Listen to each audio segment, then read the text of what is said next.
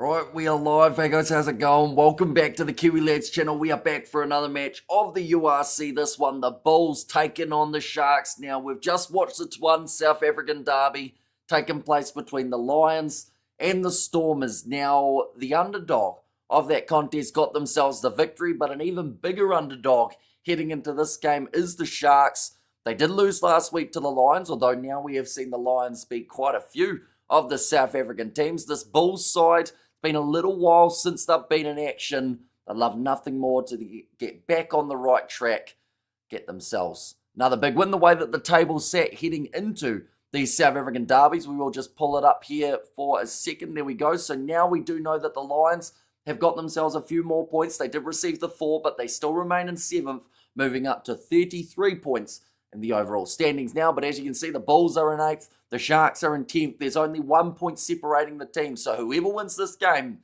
I would say has a much better chance of making the quarterfinals than the side that lose. And this head-to-head, looking through at the starting lineup, starting off with the Bulls, it is going to be Tijak Vini in the front row alongside Jan Hendrik Wessels as the 2, with Mornay Smith at 3. Ruan Vermaak and Ruan Nokia will make up the locking duo with Marcel Coetzee, Elric Lowe and Nassim Carr as the number 8, and Bros Papia alongside Andre Pollard, the veteran, as the 10, Gutli Arnse out on the left wing, Harold Foster and Kanan Moody in the middle. That is power and pace personified with those 2. And then Sebastian de Klerk and also David Creel. So that is the way that the starting lineup shapes up. Couple players missing overall for the Bulls, but still some very handy players out there. We'll have to wait and see what they can do. For the Sharks, it is Oxnashare, Edwin Swart, also Vincent Koch as that number 3, Jason Jenkins and Emil van Heeren in the locking duo with Mavi Seri, Vincent Tichuka and Pepsi Buthelezi as that loose forward trio. Jaden Hendrickse and Jordan Hendrickse, they will be the 9 and 10 combo. Andre Esterhuizen with Lorenzo Julius in the midfield. The return of Makazole Mapimpi out on the left wing. Edwald van der Merwe, he is out on the right. And Jaco Williams at number 15. For anyone who is following along with the cricket as well, it's not looking too good for the Black Caps. At this point in time, Pakistan have not lost a wicket and they have scored themselves a hefty 169 of around 15 overs. So it's going to be a tough day at the office for Sri Lanka in the batting department. I don't think Pakistan is slowing down anytime soon. Looking through at the comments, we've got there, hey Ruth from Wild Lobster. We got there, I hope the Bulls don't pitch up today, as they can't. They can really upset the apple cart, says Daryl. Rain and lightning delays.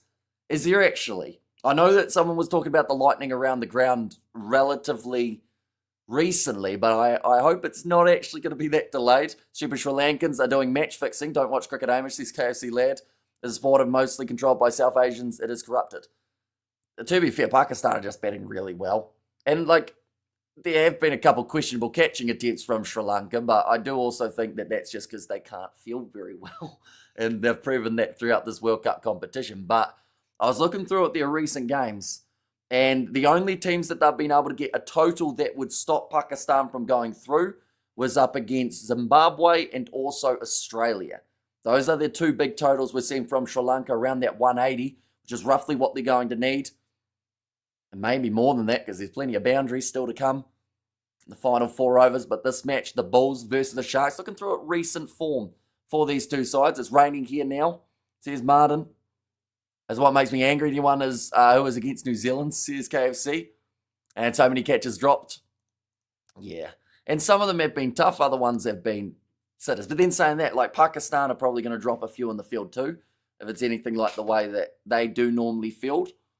So we'll wait and see. We'll be able to follow along with it all throughout this game, though, because it will be happening at the same time. But this is the Bulls' recent form. Big win over the Lions in their most recent matchup, 52 points to 17. They were able to beat Edinburgh in the URC as well. Champions Cup win for the Bulls. They actually got on a bit of a winning streak, sitting on 3 in a row at the moment for the side, who prior to that had been on about an 8-match losing streak. So it could be turning around. And the fact that they were on an 8-match losing streak and still sat where they were on the URC table just shows the class of this team. Looking through at what this Sharks side have been doing. They lost to the Lions, they lost to Sale, they beat Clermont, and then they double-headed up against the Stormers, getting 2 wins from 2. that was kind of the start of the Stormers falling apart a little bit in the URC competition. They are now on a 3-match losing streak, the Stormers, in this comp. Whereas for the Bulls, like I mentioned, they are on a 3-match winning streak of their own. And you also have the Sharks side that are currently on a 2-match winning streak, 3 if you do count the Champions Cup. So someone's streak will have to end, of course, if you count that game last week, which we have to. The Sharks have already actually ended their winning streak, but it was nice while it lasted. I think Sri Lanka just got a wicket. Yeah, they did. It only took 176 runs to be able to do so, but they got one. In that case, and we have got their cricket is huge for betting. I'm panicking right now. How much runs do Pakistan need to win for qualification? So currently, the way that it sits, they would have to stop Sri Lanka from scoring 115 or so. So they've still got a bit of work to do. They still need a few more runs to get into a good position, but it will all be progressing throughout this live stream.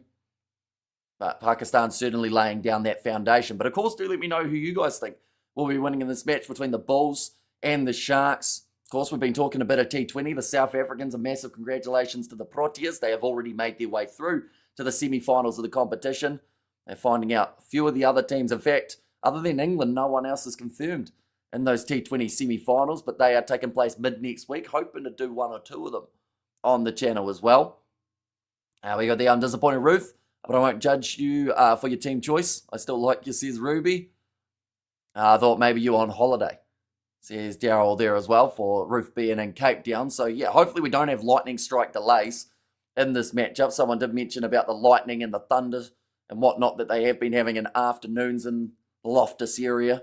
If Pakistan wins by 40 or 60 runs, does Pakistan qualify? They have to win by about 64, 65, I believe it was said in the commentary box earlier on.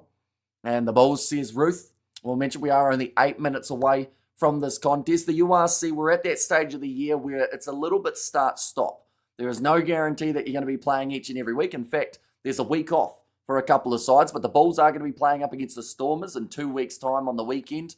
We will be covering that one on the channel. No game for the Sharks, no game for the Lions in the next week, but I believe they do play the weekend after. So still a little bit more time to come. In fact, while we're at it, boom, there we go. Those are the next games for these two sides. The Bulls, they play the Stormers. They then have Cardiff the week after. That might be tough for this Bulls side, mainly because Cardiff are on a bit of a run at this point in time. Mainly home games, though, that they have been winning, and then Munster, also a challenging game and a rematch of a final. But the Stormers, but Munster, they also do play the Sharks, and they also play up against Cardiff. So that's the thing. These two sides, they pretty much just switch opposition. One plays them 1 week, one plays them the other week. And that's the way that it works out. 6 a.m. game for us here in New Zealand, the 21st of March one. That's going to be brutal. But there is also the case the weekend after as well. But do let me know your score predictions if you haven't already for this one. Can't complain about the match being delayed. It just means more commentary, says Inferno. That is true. And it also means that we'll have more time to discuss what has happened throughout this weekend. Not just URC-wise, but also there's much more coming up as well. What is the Bulls' win-loss record, says Wrestling. At the moment for this URC season, we won't worry about the Champions Cup, but just this competition specifically, they are 5-5. And their points differential is 5.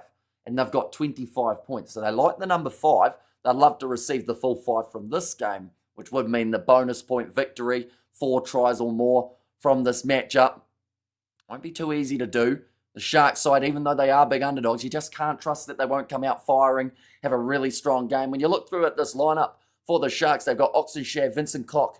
There is also Vincent Tachuka got a brief moment for the box. Same with Pepsi Putalese, Hendrickse brothers, and their Makazoli Mapimpi, Esterhazy, and a future Bok and Julius, Edwald van der Merwe. This is a side that on paper should beat, I think, 90% of the teams in the URC.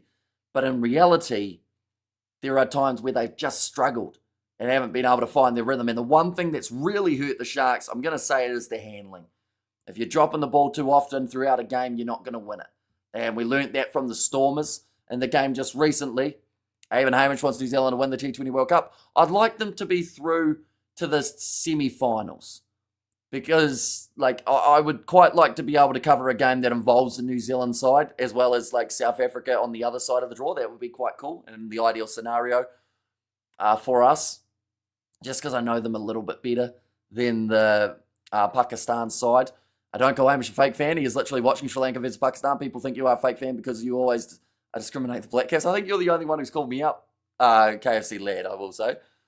Are you going to show the game? Sadly not. That is due to licensing. Any match footage or audio would get us taken straight off YouTube. It is pouring down at Loftus during the warm-ups for the Sharks and the Bulls here. Please, Kushal Mendes and Pathan Nasanka bat well. Hamish is the real deal. I've checked it. He's genuine Kiwi Lads commentary. And even Super Rugby games this weekend. I was crazy, not going to lie. Upsets galore. Yeah, we saw 3 upsets across the 5 games, which is thoroughly impressive. They're just showing the caps. 96 for Oxenshire. So he is getting close to that Centurion. Next closest, I think, is actually Pepsi Putalese with 87, followed by Edward van der Merwe with 83. So quite an experienced team. The only man with less than 10 caps in this whole side is actually Yako Williams.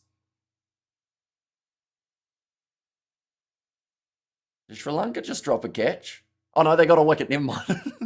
Thought they dropped another one, but no, there is another wicket coming for the Sri Lankan team. Jordan and Jaden Hendricks are 61. Caps for Jaden, 70 for Jordan. Be quite interested to know who the most experienced Bulls player is across the starting lineup. I'd say Foster's got to be up there.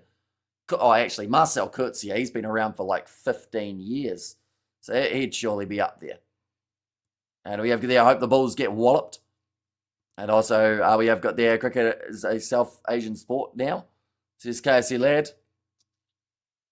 You're clearly match fixing. No, he took the catch. They are 2 down now. All right, they're saying here, if the Sharks are going to win this contest, Andre Esterhuizen will have to be a standout. He is an absolute battering ram. He's got the work and the breakdown as well. Someone who can completely change a matchup. And he'll want to do just that. Ruan is the Springbok coach. Springbok captain. I think eventually he could find himself in there in the captaincy role. Of course, we've got to remember Seo Kolisi, as long as he has been captain for, he's not getting any younger. Eventually, they will have to go for another option. And whether that is someone like a Ruan Nokia, I really enjoy what Nokia is doing currently without that pressure of the captaincy. So I wonder whether or not that's something that they may just try and avoid giving him. But similar to what we've seen for Sasha in a way. Let's go, weather's cleared, says Dale. Yeah, hopefully the weather stays that way throughout the match. Lightning strike delays normally give you about an hour, which is the last thing that we would want in this scenario. Score for the Stormers game in the end, 24-10 in favour of the Lions. Stormers losing that game by actually a bit of a hefty margin when you consider how it shaped up. They're just still doing some warming up for both of these sides. Surely they're about to start playing, right? Because they are currently sitting only about 2 minutes away from kickoff and they're still practicing scrums. Unless they've delayed the start. Have they delayed the start, maybe? Some say Ruan is too small. I think that they haven't seen his work rate. Like Ruan Nokia, for me, like the thing is, he's also not that small, really, when you look at him. Like, he's a solid individual. But yeah, these two sides are still out there on the field, having a bit of a run around, including Bongium Manambi, who is not playing in this game. He is instead just having a bit of training with the team. Okay, so the kickoff has been delayed by 15 minutes. Ladies and gentlemen, we've still got 15 away from the start of this Bulls versus Sharks matchup. I assume that is due to the weather that we have had. And go the Bulls, says Raymond. And there too.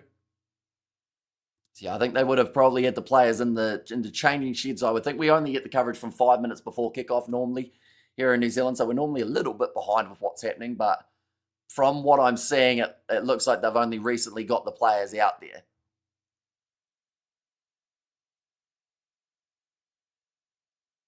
While we're at it, while these teams are both warming up, we might as well put the cricket on the big screen in the middle. Go the Bulls, says Ramon. Marcel Kurtzia started playing rugby when he was an embryo, says Ruby. He's had a long career for the Bulls.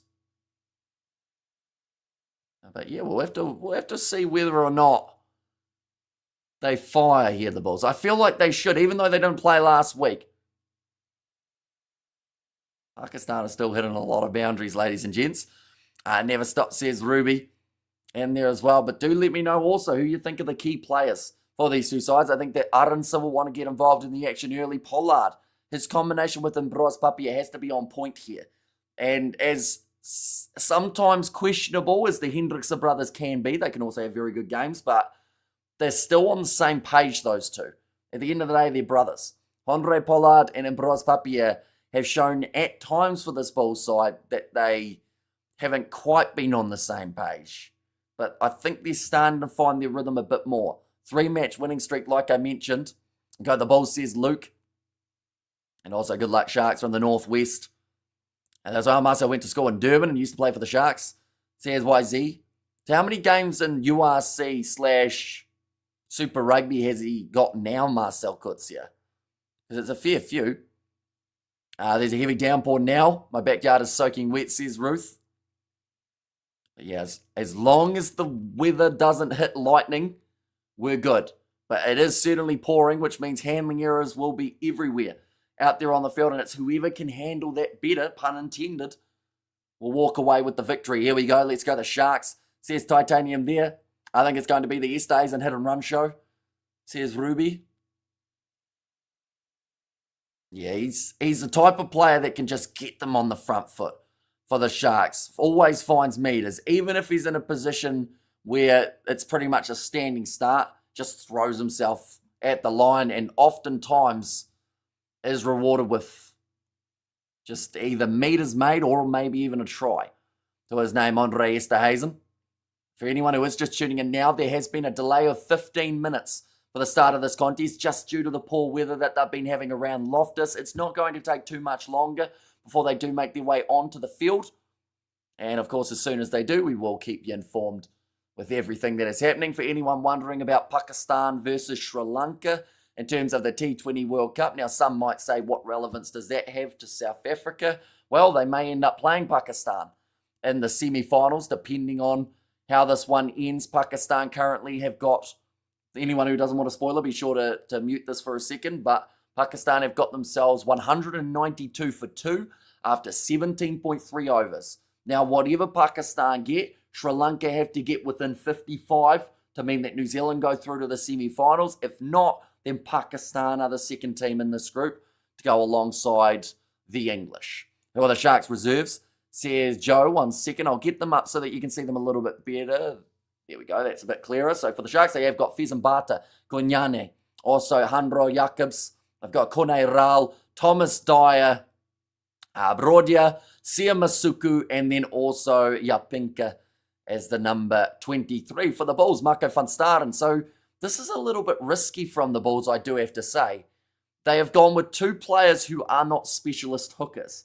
They've got Jan Hendrik Wessels and they've got Marco van Staren. Now, that is the type of tactic that can either really help you out because of that versatility, or it can be your downfall. And in this case, I feel like the Bulls will definitely want it to be the first. Setoli on 17 and Wilco Low as that number 18 option. Kobus Visa in 19. Yandre Rudolph always seems to play at 150% no matter where he is playing. Starting lineup or reserves. Paul De Vet, Villy LaRue with the experience, and Travino Jacobs. He's been a bit up and down with his form, but there's no denying that that man can be extremely dangerous when he does get it right. But I feel like there are definitely moments that could change this game. Handling, like I mentioned, that is going to be one of the big ones. Whoever catches the ball better, whoever gives away the least penalties, should be able to get the victory. South African club standards or tradition, in your opinion? Or condition, in your opinion? Personally, I think it's been a sinking season. The thing is, though, even though some of the games have been a bit rough, they're still right all in there in terms of top 8 qualification. You know, this Sharks versus Bulls game, it will determine, I believe, someone who has a good chance of making it to the quarterfinals. But for the other team, that just puts their back up against the wall. And sometimes that is when the South African clubs are at their best, when they know that they have to go out there and just absolutely change a game. So, yeah, I don't know. I feel like whoever wins this, good chance for the quarters, but whoever loses, probably still a decent chance there too. All well fielded by Sri Lanka in the deep there. That could have easily been a boundary. 3 comps is brutal, says Sash. What time is the game? So it is kicking off 15 minutes later And then it was initially going to be starting. That is just due to the weather that they've had to deal with at the ground. For Loftus Versfeld, we have got there, come on. Oh, what's just happened there? There's a run out in the game between Sri Lanka and Pakistan. I didn't even realise. And hope you got a bite to eat and refilled the bottle of vodka. I did not. I didn't have much time in between the streams. Set up the next one. And a Pakistan wicket says YZ. Luckily, it's not the man who was on 99, though. What game would you love to see him wear? Says Joshua. As in, like, see, straight away people think to internationals. But I feel like, honestly, a Bulls Sharks a derby match would be pretty awesome to be at live.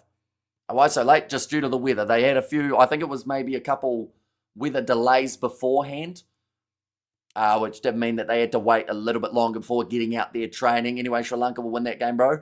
I don't know if they'll win it, but they just have to get within 65. So I'd like to think they'll go into the game with a mindset of having to score a whole heap of runs, but with that could also get them bowled out. We have got there, I'm just going to give you a little tip. If you move your chair a little to the right, I can see the Sharks reserves just a little to the right. Right, I'm actually reversed. The Sharks for me are on this side. I think they're on the other side for you guys though. So if I go right a little, does that help? Is that the right way? Maybe. I can also squeeze in a little bit. Owens, America. See, I didn't even know it was happening until someone told me before. Anyway, Sri Lanka will win. And is there a huge Sri Lankan crowd? There's a decent amount of support for them. Although a lot of support for the Pakistan player who just brought up his 100 as well. For it would have been Farhan. Oh, sorry. Is that Farhan? Farman. I can't see it. It's gone all blurry. I can't quite. Yeah, Farhan, sorry. I couldn't remember what way round the name was. Them shoulders too big, Hamish. I think it's just the angle. It makes me look like I'm wider than I am. When did the match start? The match is starting in 8 minutes' time. They just had a bit of a delay at the start due to the weather. So that means that they are starting 15 minutes later than anticipated, but they will be out there soon. And as soon as they are, we will be right into it for the commentary. It's quite interesting. They've actually turned the coverage off here in New Zealand till it's 5 minutes beforehand. Do you think Sri Lanka can chase this? No. No chance. But they may be able to get within 65 of it. Because theoretically at the moment, Pakistan have 200 runs. That means Sri Lanka need 135. Doable. Anything more than 160 though, I think that Sri Lanka will struggle to get to, as they have only managed to get themselves more than 160 up against Zimbabwe and Australia. South Africa will win this T20 World Cup, guys, says Zane. I believe it. I actually said earlier on that if South Africa didn't win the World Cup, they have royally butchered it. Because for me, they've been the best team from start to finish. They had that one shaky game up against Afghanistan where they almost let their whole World Cup slip. They got through the golden or the double super over. Another wicket it is. They started losing them in quick succession here for Pakistan. It's not ideal for this team. Would want to keep this game rolling. You're perfectly in the middle now, Hamish says Ruby. Your best, Hamish, covering the whole screen. Hamish skipped every day except shoulder day, says Big Rig. Can you say till the cricket game finish? That we will be still live, like the cricket game will finish before the end of this match. I believe at least it should. Between Sharks and the Bulls. Definitely with the delay of the start. Just anyone popping in now. We have got another 6 minutes. What's the score, guys? Meaning the cricket score. So at the moment, 199 for 4 off 18.2 overs. So 10 balls remaining for Pakistan. They wanted to chase or get up to about 230. But realistically, I'd say 220 from here is probably still a pretty good effort. They still have Farhan at the other end, though, so he's got the set batsman status. And all good rugby commentators stand on Hamish's shoulders. South Africa bowling has so many threats. I think it's the reason we look so good. Absolutely. They've got Rabada. You've got Ngidi, who seems to be very handy. You've got the pace of Bosch as well. You've got Nokia. You've got your Maharaj spinning option.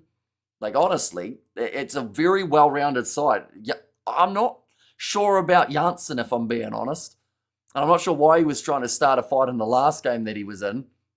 And he ended up going for about 50 runs off his 4 overs. But, yeah, he's still an option. Gets that bounce on a good track. And we have got there also, it's rainy, heavy, 50 kilometres from Loftus. And yeah, they did have the slight delay in the start, still 5 minutes from starting up, although it does look like a lot of the rain has passed, and maybe even a little bit of sunshine is showing currently. Oh, that might be another catching chance. Yes, it is. Tell you what, Sri Lanka are starting to find a bit of a rhythm here. Is that because Pakistan are throwing wickets away, or because this pitch is getting harder to bat on, though? We will need Janssen if we get India again. See Zayn there. And all you need is Miller to fire. Absolutely. David Miller. You got Aidan Markram at the top of the order as well. You got the youngster and Brevis, who can really fire good. Who was that youngster from the Super Over too? The first one. I'm thinking Riley Norton, but he's the young under-20s guy, but I can't think of him. The man who hit the 6 off the last ball. Sri Lanka comeback. Yeah, big time. They've actually taken a lot of wickets in quick succession here. And I know, says KFC. And who do you want to qualify, New Zealand or Pakistan? Me, personally, nothing against Pakistan. It's just if I'm going to be covering the semi-finals on the channel, I would love for New Zealand to be there, just because I at least know a little bit more about what's happening with them, more than Pakistan cricket. Due factor, my guy, Sri Lanka will chase this, says Zane. And also don't bank on Aiden or Quinton and Brevis. Oh, that's a boundary, though, for Pakistan, as these two sides make their way onto the field. Get ready to go. The rain is now falling again, unfortunately. It was looking like it was pulling up before. Joe Metlow says Zane there. And please no bowling pitch of the second innings. And Miller can give the best bowlers the world PTSD if he comes on. And Humble Black gets support, says Sash. 28 degrees. The fact that it's so warm, that they've got thunderstorms, that they've got lightning, that they've got everything to deal with, and the sun's out as well. It's really a season, or a day of all seasons, at the moment at Loftus. What's the score? Number of overs left? 1 over left, 203 for 5 at the moment.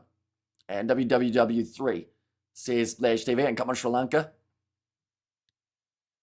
Now they're just showing that starting lineup, and we will do the same while we are at it. Looking through at the starting lineup here for the Bulls, it is Tishak Veni, Jan Hendrik Wessels and Mornay Smith as the number 3. Ruan Vilmark and Ruan Nokia sitting there in the locking duo with Marcel Kutsia, Elric Lowe and Nassim Carr as the number 8. And Bros Papier and Andre Pollard will be there in the in the 9 and 10 combination. Kurt Liarensa out on the left wing, Harold Foster and Kanan Moody in the midfield. And then Sebastian de Klerk and also David Creel. Wait, raining in a rugby match? Oh no. Tell you what, the amount of handling errors we saw without rain in the last game between the Stormers and the Lions, you can guarantee right now these two sides didn't want any rain around. And we have got there, I thought they would need closer to 250, says Joe. And also crazy that Moody is now a centre. Yeah, although he's pretty versatile in the way that he plays. Looking through at the Shark side, it is Oxenshire, Edwin Swart and Vincent Koch as the front rowers. Another wicket falling. And that's the man with the 100 who's just gone out for Sri Lanka. Vincent Koch as the number 3 though. Jason Jenkins and Emil van Heeren as the locking duo. Mavaseri, Vincent Tuchuka and also Pipsi Putalezi slots in as the number 8. Jaden Hendrickse, Jordan Hendrickse. They are the 19 combination. The brothers, Makazoli Mapimpi back out on the left wing. Andre Estesen and Lorenzo Julius in the midfield. Edward van der Merwe and then Jaco Williams as the number 15. That'll be intriguing. See what happens here in the early stages of the match, whether both sides have a few handling errors along the way while they just try and find their feet. Bulls by 10, says Bailey. And also we have got there, please Sri Lanka do it for us, says KFC. I think you found the loophole to cover cricket on this channel to avoid copyright claims. Just commentate cricket on a rugby video. Maybe. You think if I labelled it New Zealand versus South Africa in rugby, that people would all know that we're just doing the cricket alongside it, maybe? But both sides on the field. And once again, you wouldn't think that this game was delayed by 15 minutes due to weather with the fact that the sun is currently out. I have a bad feeling for the Bulls. Who's going to get the first try? I think that Arons is a decent shout if they can get it out wide early. There is also the chance, though, that it is a bit more difficult to get it into the wide channel early just due to the wetness.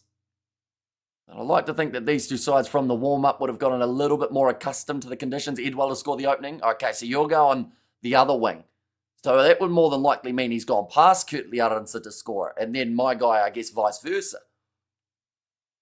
But Kutsia out there. Sharks are going to give them a huge upset, says Zane. And yeah, we have seen a fair few upsets throughout this weekend. The Lions were upsets. Or underdogs, sorry. We saw that the Crusaders were underdogs up against the Chiefs. We saw the Fijian Roar underdogs up against the Hurricanes. The Sharks do come in as one of the bigger underdogs out of everyone. But once again, you look through at this lineup and you wonder how, with the Springboks that they've got at their disposal for this one. And it will be the Bulls kicking off this one from left to right. It's felt like a little while before this one has got underway. But yeah, the sun is out shining. Still a little bit wet underfoot for this contest currently. And the Bulls are going to more them, says Tyra, but kicked off by Andre Pollard. We are underway for another match. And the URC nicely taken by Pepsi Buthelezi. And it's going to give possession now for the Sharks. Jaden Hendrickson going for the kick downfield. If they're going to play now, they are now playing. Yes, tackle with the Ephraim Makazole Mapimbi. Should have been a penalty to Sebastian de Klerk, but it looks like play on is the call. Another wicket, says YZ. You know, they are getting a lot, aren't they? They're now 7 down. It's a whole heap of crucial dot balls too for Sri Lanka. And good night from a Stormers, says Martin. Balls will pound today, boys, says Calvin. Ross Papier puts it high. Moody has knocked it backwards to Sebastian de Klerk. Papier ducking out of the way of that one was Tijak Verne. Now cross kick looking straight into the sun. The Kurt Liaransa gets around Edwell Funamura. Fends off Lorenzo Julius. And the penalty awarded to the Sharks. Good work in the breakdown. I think that was Lorenzo Julius in the end.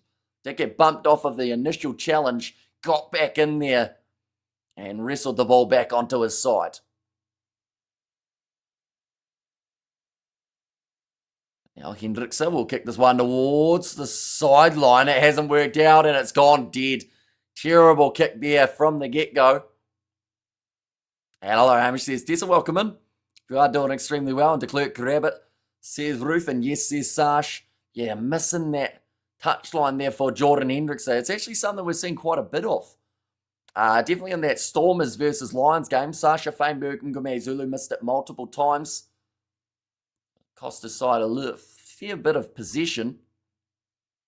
In this case now, though, the Bulls are going to have themselves the scrum feed 40 metres out from the Sharks line. You've got the club socks on as well for these players. Who's that? That must have been a medic who had just the ankle socks on. And go the Sharks, says Tessa there too. Yeah, currently the Bulls, they are on a 3-match winning streak. Whereas for the Sharks, they were on a 3-match winning streak before it came to an end last week up against the Lions. May the best team win, but please let the best team be the Sharks, says Ruby. And then pack weights, 908 kgs for the Bulls, 882 for the Sharks. Just ankle socks on, kinky, says Big Rig. And I assume that's to Jordan Hendrickson rather than myself, Titanium, although I wouldn't be able to guarantee it, of course. And we have got there the Bulls versus Sharks we'll go with. And also we have got there, come on, my nephew, Yucko Williams, is it? The number 15 jersey. Oh, there's another run out. Another wicket for Pakistan. They've lost 3 wickets now in this last over. According to New Zealand refs, that's our pin, hey, says Sash. The tackle in the air normally would have been called against Mapimpi. Oh, you're talking about the scrum feed. Wait for it, we'll see it. I haven't seen it just yet, though. And Bros Papier to put this ball in. And does feed it in. So no problems whatsoever there. Now Andre Pollard waiting for this ball. David Creel goes for the grubber mine. Sebastian de Klerk tries to show off his place. But Yucko Williams, he's also got a fair amount of it. Drop ball from Mavaseri. We'll be going back for the penalty. That is going to be offside against Kane and Moody. As Pakistan still wins, says Mohideen. They're just checking something for now. Once Pakistan have a total, I'll tell you how many that not West Indies, Sri Lanka actually need. And that's a sticky wicket. Says Big Rig. And didn't feed the ball. Now Jordan Hendrickse kicks this one into touch. And does manage to get it over the sideline this time. 4 minutes through in this matchup. But Yako Williams, he had a good burst of pace, but just got caught by Moody in the offside position. I much went to school in my hometown. 2 penalties so far against the Bulls compared to the 0 from the Sharks. So if they can keep that discipline going, can the Sharks last 1 single minute without buggering it up? We are about to find out. They've got the line out. Thrown it. Oh, it's not straight. So no is the answer you're after, Titanium. Why names his son Ox, or why name their son Ox anyway? I mean, it probably was after the animal, built like an ox, strong like an ox. There's a lot of good things about an ox. Is this an easy chase for Sri Lanka? I wouldn't call it easy. They have only reached around the same target a few times in the T20 World Cup. Don't know what Rassi sees in the Hendrickse brothers, but okay, sees conscious being. And I'm a typical Shark supporter, says Titanium. For a baby, yeah, you want your baby to grow up big and strong, don't you? You wouldn't call them, what's a weak animal? I don't want to offend any animals. I don't think many will be watching. Although some people do watch with their cats and dogs, so I won't say either of those. Maybe his mum didn't have to push.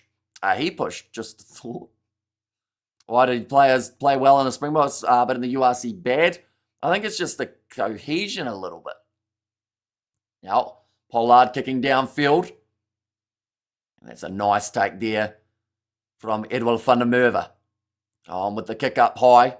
Yako Williams chasing after this one. Can't quite get up for a Nassim Carr. Tell you what, Lorenzo Julius was lightning quick jumping after that knock on. Advantage should be in play for the Bulls. After it came off, Pepsi put the lazy's arm. Now Papier. Are you happy with the score? It's probably a lot higher than Sri Lanka would have liked, and New Zealand, to be fair. Jan Hendrik Wessels joins the breakdown. He's playing as a number 2 in this case. That one's going to be kicked high by Papier again. Looking into the sun for Edward van der Merwe. He slammed hard on the ground. Then may have travelled forward by Moody. The turnover now good. Oh no, now they're going back for the knock on. But it's going to be the Sharks scrum feet. Let me repeat myself. Sharks is going to win this game as New Zealand out, says Mohideen. Not yet. So Sri Lanka need 213 runs to be able to win that game. Well, we have got that scrum feed. So 213 minus, we'll say 64. So Sri Lanka need to hit 150 pretty much. If they get 150 runs, New Zealand should go through. If they don't get to 150, then New Zealand will be knocked out and Pakistan will take their place.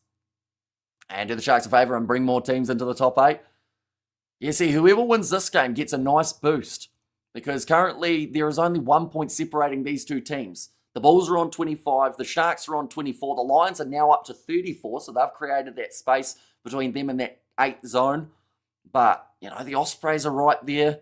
They still have a game later on. I believe they are playing up against Ulster, who will want to make a little bit more of a burst and a good opportunity, really, for Ulster to, if they win the game up against the Ospreys with a bonus point, they will actually go right up into second place. I've been a side that I've said to keep an eye out for all throughout this competition. I feel like that is going to continue to stand that way as we get close to the playoffs. Another scrum reset here. New Zealand will go through to the semis, no doubt. This is a Sri Lanka side that only scored 100 runs up against New Zealand, we've got to remember. But Jaden Hendrickse to put this ball into the scrum.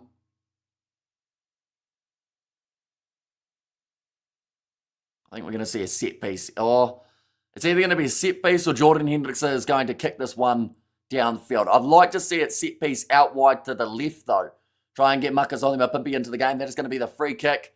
And that's a pretty negative mindset here from the Sharks with the fact that they are going to be going for an up and under rather than some sort of attack. But they'll just kick it downfield. They'll say to the Bulls, you guys have it. We don't want it anymore. Nice take inside of the 22 by Pollard. Calls the mark, and that was a waste of play from the Sharks. Bit harsh, but it is the reality. They could have had some sort of quick tap, round halfway, get it moving forward. And how's you? Says Luandre there, doing very well. We have got there just one India to lose, not make it, says Joe. And not our fault, Bulls can't take the hit, says Sash. And cheers, gents. We're checking out half time. 9 minutes through this contest. At the moment, the way that it sits. Now line out here for Edwin Sport. Now, there are part-time hookers on the field in Jan Hendrik Vessels. And then Marco van Staden off of the bench, also part-time in that department. Edwin Sport is more considered full-time hooker, but he's only had 12 caps for the Shark side, so not a massive amount of experience there.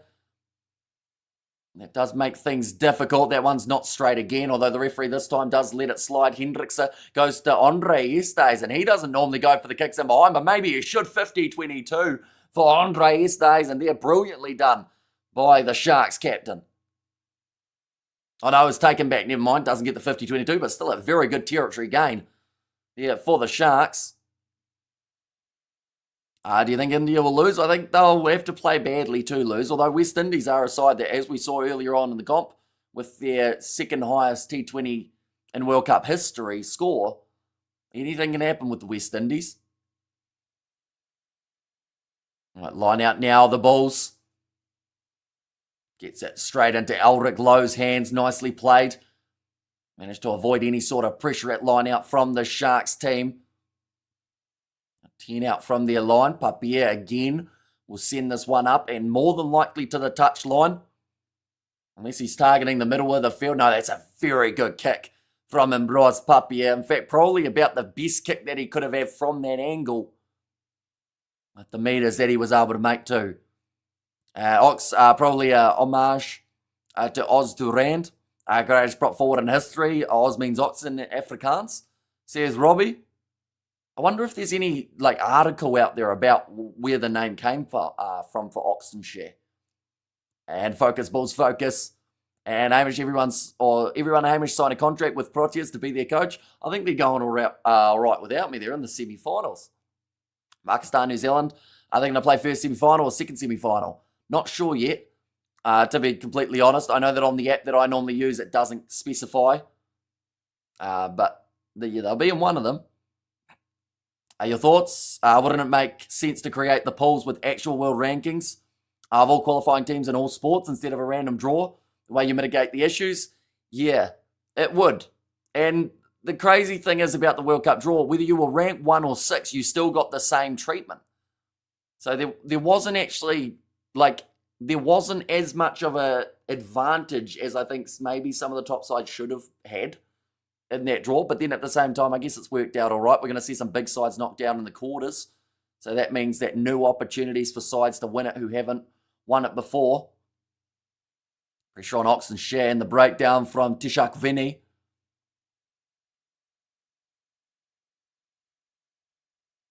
Giving away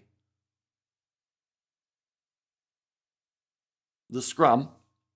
I mean, nobody can do without you. You're essential for maximising pleasure and commentary.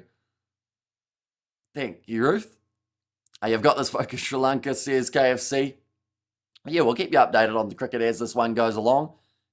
It's not actually that often that we've been live when there's been a cricket game that so many people are interested in.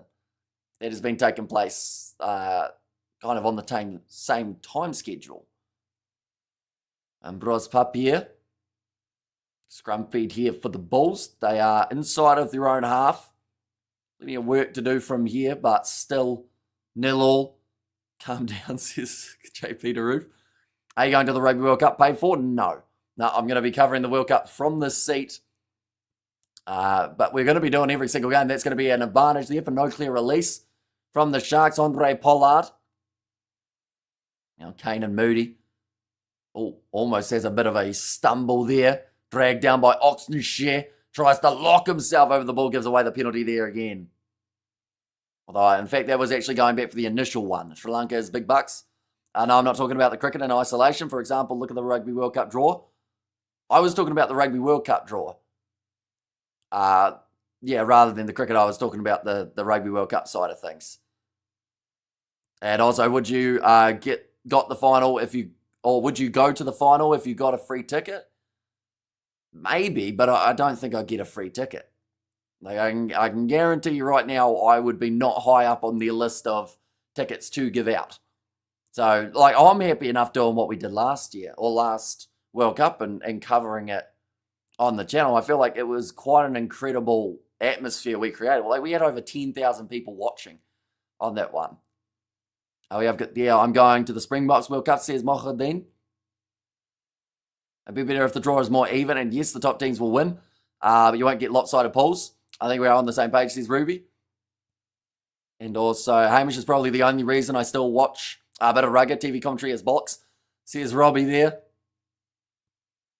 And yeah, I often am impressed that some of you guys haven't got sick of me, because we're here for like 20 hours a weekend. In some cases, beautiful offload, Kaden Moody, chip and chase. He's waiting for the bounce of the ball. And he gets it. The Sharks got outclassed there. It was a chess match of a bounce, and Moody just waiting patiently for the right one and manages to score the try for the Bulls early. We'll make for a good underdog story if the crap teams beat the big lads, though, says Big Rick. Yeah. And the trickiest thing is for one of those underdog teams, if they get one big win, they kind of need more alongside it too. Imagine if Hong Kong, China beat the Box and the All Blacks, that's Hollywood, says Big Rig. We see there, it just kind of parted the Sharks sea per se. As Jaden Hendrickson went one way, it was Jordan Hendrickson went one way, Mavi Seri tripped over Hendrickson, went the other way, and then emerging between them was Kane and Moody to say, yep, I'll take that try. And go to the Springbok, or the final of Springboks versus New Zealand this year. I think we're going to be covering that one on the channel too. How much better ball, says Dion. That kick has missed away to the side from Andre Pollard. Not a familiar miss for that man, but the score now 5-0 in favour of the Bulls. Was smart of the Bulls to employ Moses. Bulls cut through them. We see it there, the two Sharks players just falling over each other in the in-goal area. The big celebration there for the Bulls too. Right, for anyone who is having a little bit of a secondary eye on the cricket, they are just about to start batting Sri Lanka. Anyone who doesn't know the situation, they don't actually have to win the game to stop Pakistan from going through. They just have to score 150 runs. Now, good hands from Kune Ral. They sit 10 metres out from the line here. The Sharks, they are on hot attack with Pepsi Buthelezi running straight at Nassim Khan. Now Hendrickson back across to Oxenshire. Andre Pollard, Sasha Mani must be sacked, says Mohadeen. So who does that leave you in the 10 department? Where do you think Jordan is going to be playing in the Springbok setup? 4 fly halves? It's a tricky one, and it just depends on what Russie's feeling at the time. As we know, probably, and you guys from South Africa will know this better than anyone, if Rassi wants to have a squad extended of about 100 and randomly switch someone, he will do it. He won't hesitate. If he has some sort of plan or some sort of tactic that he feels that Jordan Hendrickson fits into, he will more than likely give him that opportunity. Now, Jenkins, 10 metres out. Lorenzo Julius, that wasn't the best ball from Jaden Hendrickson. A missed kick there from Kane and Moody, but they'll go back for the knock-on. Chislin Colby must be 10, says Mohadeen. I think he's probably happy enough out on the wing or at fullback, Chislin Colby. At times it does seem like he's playing more than one position with how quick he moves around. Lorenzo Julius, that was just a little bit maybe delayed from Jaden Hendrickson. We'll see the run here. Oh no, you just probably call that a bad catch from Lorenzo Julius, although he was pretty much at the attacking line by the time the pass got to him. Currently 18 minutes through this matchup. So plenty of time remaining. Jan Hendrik Wessels In the front row, playing in the middle this time as the hooker with Maka van Staden as his replacement off the bench. But either side of him, they've got Mornay Smith, they've got Tishvak Wine. The possession and territory, both in favour of the Sharks at this stage of the match. Sasha, Marnie and Pollard can't kick them immediately, says Mohadin. Oh, Nassim Carr has to go off for an HIA. I'm not sure what's actually happened to him. Maybe when he made the tackle on Pepsi Buthelezi, he was a little bit upright. It might have been the collision that did it. But Yandre Rudolph makes his way onto the field now as that replacement. He's the type of player who will run out there and give, like I mentioned, 150% right from the starting moment that he makes his way on.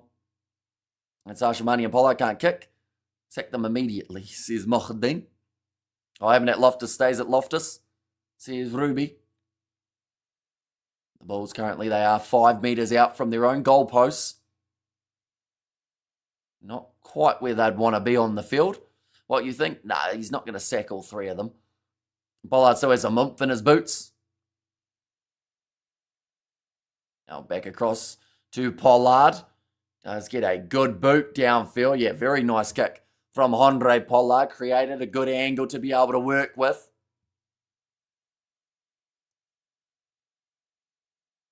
Now line out for the Sharks. The fact that we've seen the try though from the Bulls, I believe they will want try relatively soon here. The Sharks just fire back, put the pressure back on this Bulls side who have shown a few errors along their games, although not so much recently. 3 matches in a row they have been victorious. We have got there, Ruby, you crack me up like a cold. And also, usually a car crushes a Pepsi, says Robbie. And heartbreaker that Japan won 3 games and still got booted out. Taken at the front. Going away to the right-hand side. Jaden Hendrickson goes to Andre Esterhays. Another drop ball from Lorenzo Julius. And it will be the Bulls who have a scrum yet again. They're just putting in some good contact to Julius currently. Was one of the players that some were surprised that missed out on the Springbok alignment camp. Definitely wants to have a big rest of the season and get that name in the mix. We have their Cardiff beating Leinster, great one. Says Sartana, yeah, low scoring match between those two sides, but a brilliant win for Cardiff in some pretty rough looking conditions. Apparently Sri Lanka, they have faced 4 balls, they have got 1 run, so that's not quite enough for what they need in that scenario of chasing 213. Another scrum. Here it is going to be the Bulls who have got the feed. A Pepsi Max, come on. Where's your fizz, baby? Says Ruth.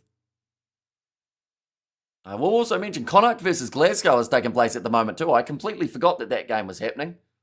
I assume that they would have started at 4 a.m. New Zealand time, so they're probably close to the halftime break in that game. We'll get that score in just a moment.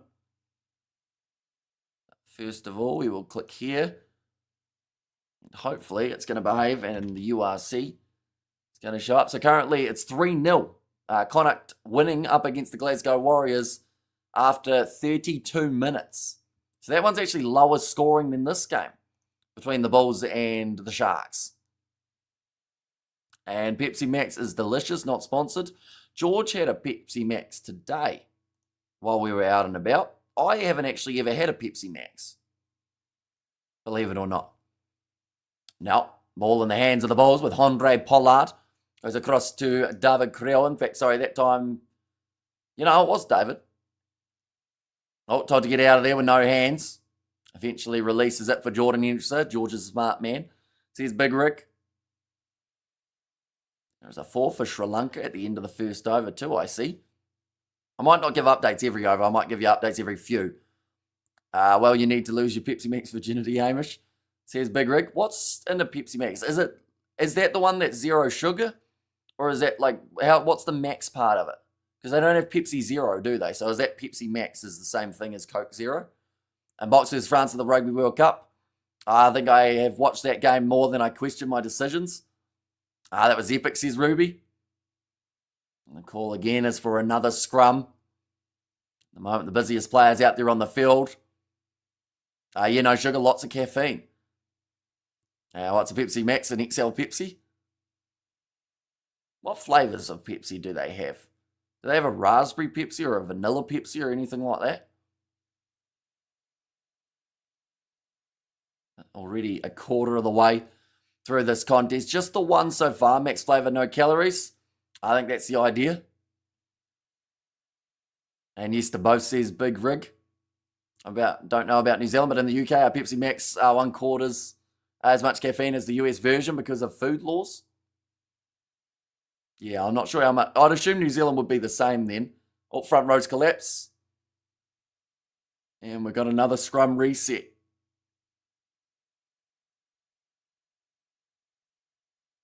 Oxen Shed just having a conversation there with Edwin Swart. I'm bloody hell, I was way off, says Robbie.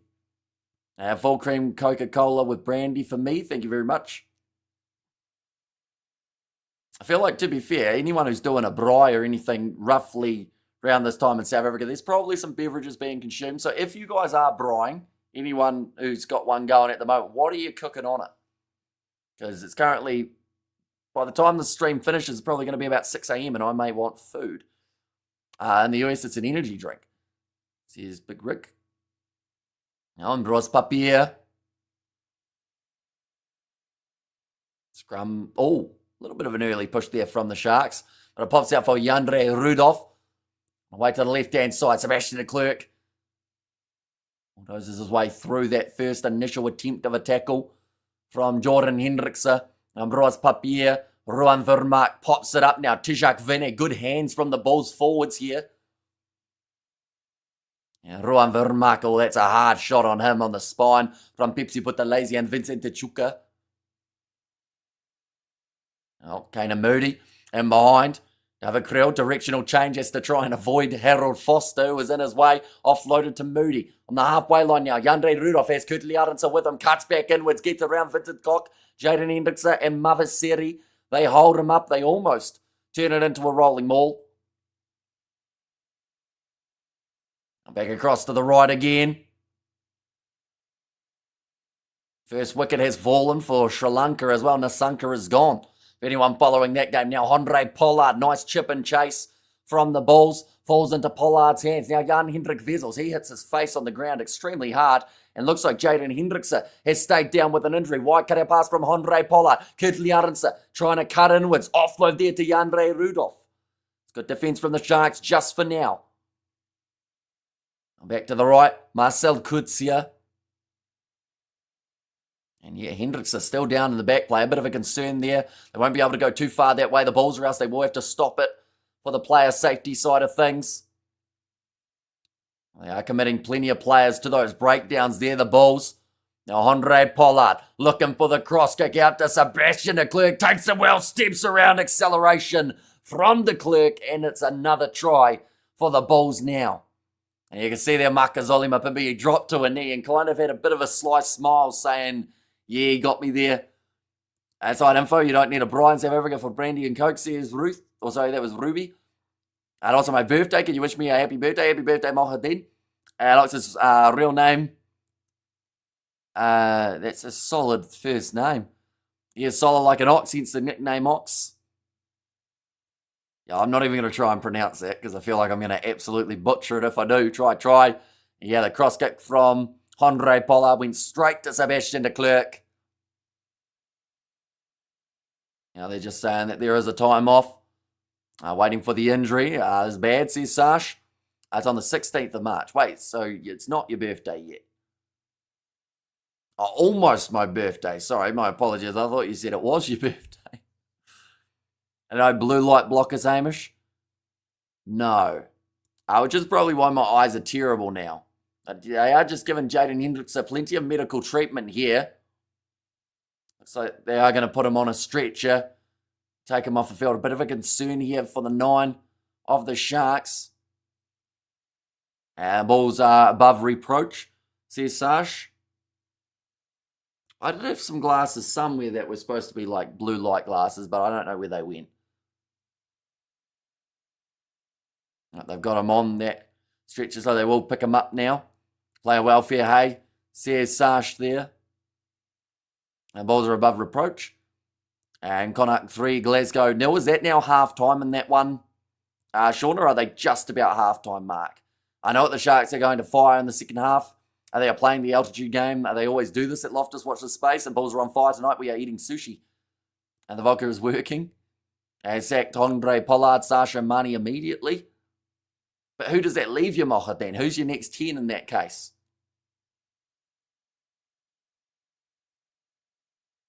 And now Brodja, he comes on the field. The replacement halfback.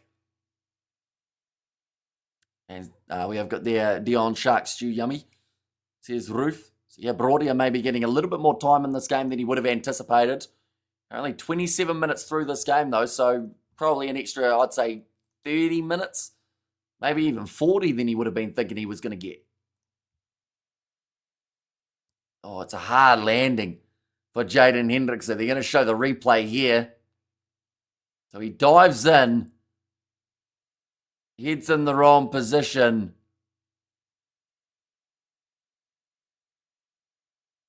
I'm not actually sure what he does to injure himself there, Jaden Hendrickson. So I think it's just a twist of the spine, maybe. Or of the neck, the way that he lands. I don't think he gets kneed in the head or kicked in the head or anything like that.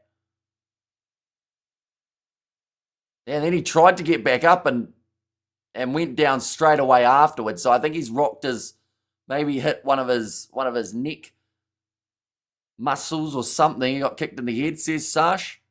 Did the boot actually connect with his head, or did the boot go past? It looked like from that other angle that it was just the attempt of tackling that he kind of kinked his neck. This is at Ashton Gate. It is not. It is at Loftus Versfeld for this game. And referee talking to the Sharks players just stepped on the field. And chiseling on Caden Moody. Hendricks are back up on his feet. Or not so much on his feet, but he is on the stretcher and they will take him off now on the cart. I always wonder about those carts. They don't really strap them in that much. You've got to make sure that you don't accelerate too hard or else they'd go slipping out the back, I think. Definitely with the wet conditions, the way that it's been. I think they're just making sure now. Definitely with the fact that it's been so wet, they don't want that cart getting stuck either. And thanks, says Teacup. Whereas the 2008 Sharks score would be 42-10 for the Sharks, says Michael. Ooh, Sri Lanka have just hit a 6. That's handy enough. They'll take him off. The Sharks take on fire with brandy and coke. Says Dion, honestly, we're used to this treatment. Says Sash. Looks like they are going to be lining up this kick at the post, though, as they did score there, the Bulls. Andre Pollard near the touchline. Not an easy one by any means. His shot clock also got reset, I should have mentioned, but he has also missed that one. 0 from 2 for Andre Pollard. Neither have been particularly easy, although he would have liked to slot over at least the one. I'd still pick Durban over Pretoria, says Sash. And it was the assist for Andre Pollard initially. And Sebastian Leclerc just with some great acceleration off of the mark. And Odin, that's harsh. And also, there's no such thing as steak. Stick to the brandy. It's a good catch under the high ball from Ruan Nokia.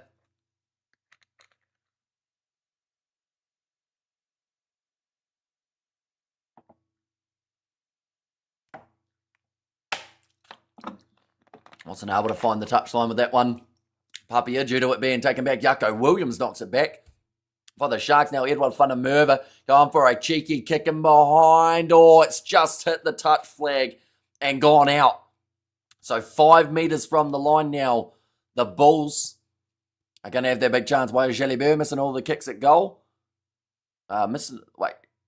Jalibert, who's playing? He's out injured, so that's probably why he'd be missing. I haven't seen him in training, though, at this stage. We have there, well, great work. And in the world's biggest biologist advised that there is no such thing as fish. I have no idea. One's cleared. It's a decent clearing kick there too, but probably only about 28 metres out from the line now. Sri Lanka is starting to score a few runs, ladies and gents. Got a little eye on the side. How was that straight? Says Sash. And Sharks can win this. They always have something up their sleeves. And French aren't playing, are they? No. But they will be next week. And hopefully Jalibert is there, because he was my pick as the best 10 in the comp, and he needs to keep on playing to do that. Edwin Swart finally throws it in, and it's taken by the Bulls. Nassim Carr back out there after passing his HIA. Big pick and go there from Harold Foster. He's got Ambroise Papier with him. Pure pace here from the Bulls, and no one will catch him. It's the third try of the match now for the VODACOM Bulls side. It is impressive the way how quickly it turned from defence to attack, and it was from that line-out steal for the Bulls there. I really don't know these new Shark players, says Michael, and Sharks versus the Bulls at Loftus is the biggest rival in South Africa. It used to be the Western Province versus Blue Bulls. There's different underlying current in this teams. Sharks swimming away with it. Yeah, Ambroise Papier. He's trying to smile while also running. He knew he was going to have a good chance of being able to score that one.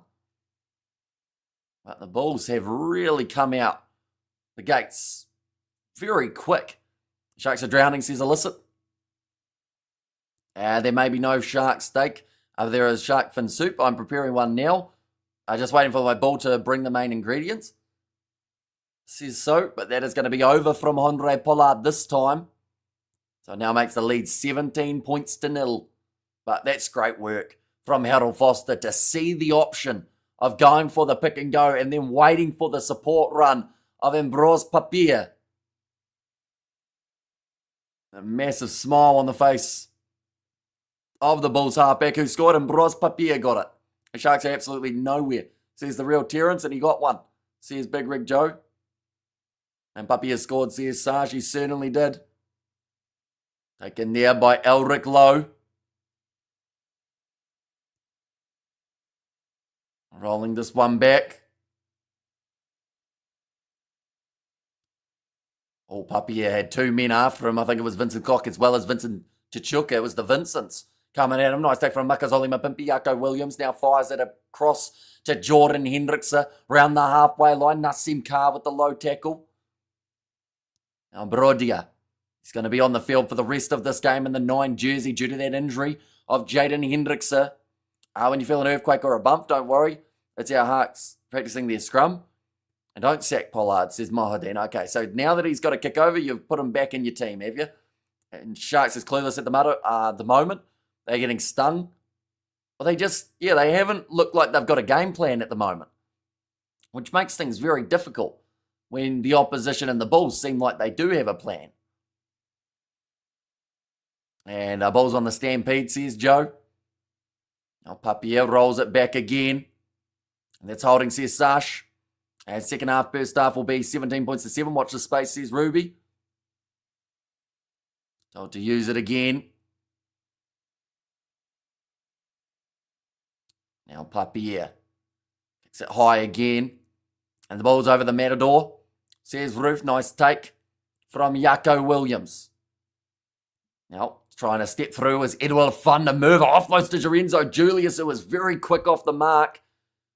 It's not quite quick enough to get around that chance. And now another interception in the breakdown from the Bulls. This time Sebastian de Klerk passes off to David Krell through the hands of Jan Hendrik Vessels. Big driving tackle on Marcel Kurtzia by Oxenshire.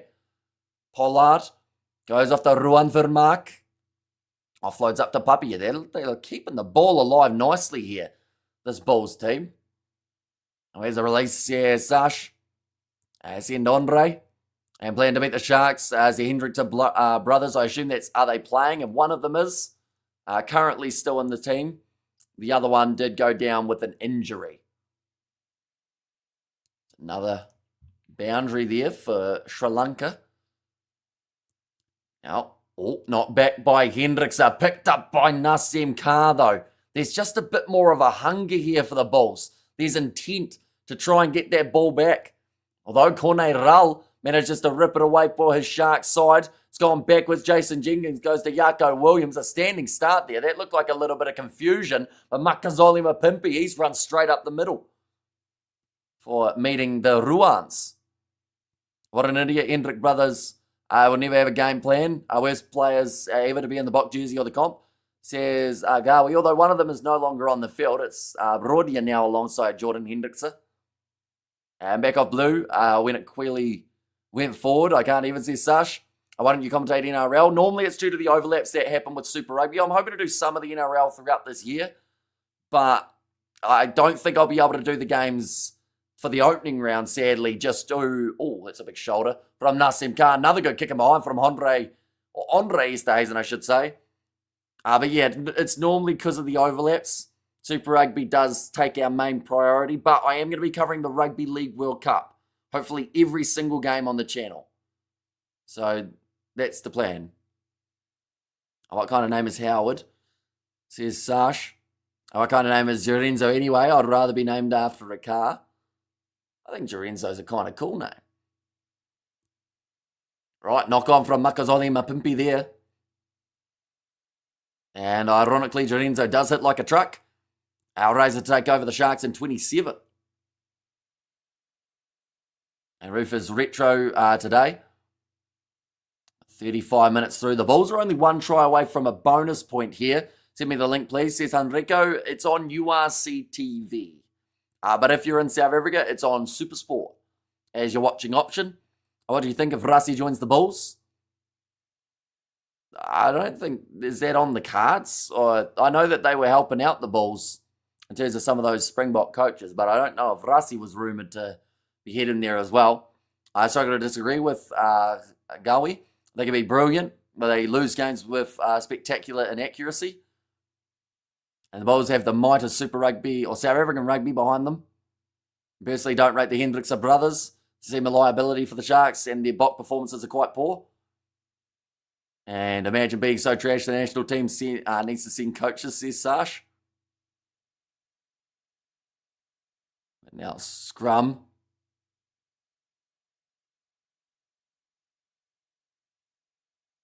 And just showing all of the club socks the players are wearing for this round. There's actually not many of them playing for the same schoolboy teams as well, which is quite interesting. And come on, the Banana Boys, says Sash. 5 minutes remaining. Right, Sri Lanka just lost a wicket. We are just waiting. I'm not sure what we're waiting for. The scrum was going to be taking place, but no one's set it down yet. So I'd assume there's a player injured somewhere out there on the field. Despite everything, they were awesome. Or those were awesome times, Joe says Ruth.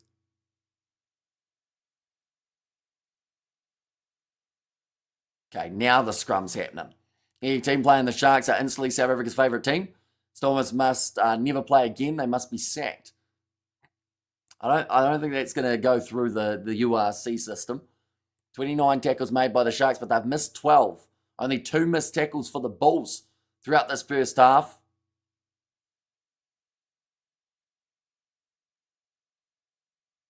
Right, referee's just saying about the words spoken before the game about the scrums. Have the Sharks been in the Bulls 22 in the last 15 minutes? Other than when Andre stays and it's gone for the kicks and behind. I don't think they have they? Not that I can think of. I think they've maybe been between the 50 and the 22, but I don't think they've been in the really dangerous position on the field as of yet. Chop the Hendrickson brothers after half-time and things will get better. They are flash and plan players, never consistent. Now, big push there at scrum time from the Bulls. They get themselves the penalty advantage. Now across to the left. David Creel doesn't go for the offload this time. Jorenzo Julius, pressure in the breakdown alongside Andre Esterhazen, trying to fight with fellow Springboks for the possession. Sebastian de Klerk chips it over the top. That is world class from de Klerk, and Bros Papier runs in for his second try. And now they get the bonus point, the Bulls. That is how lethal they can be on the attack. They just have one moment and it completely changes the game. Even though they were already dominating, this now gives them a bonus point before the halftime break. Are you ready for Pakistan visit to your house? Who from Pakistan's visiting my house? Oh, yeah, there we are on fire, says so.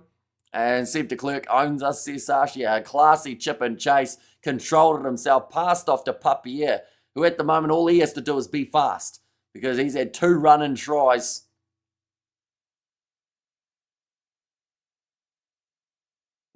Yeah, that's just very well done from Sebastian de Klerk there.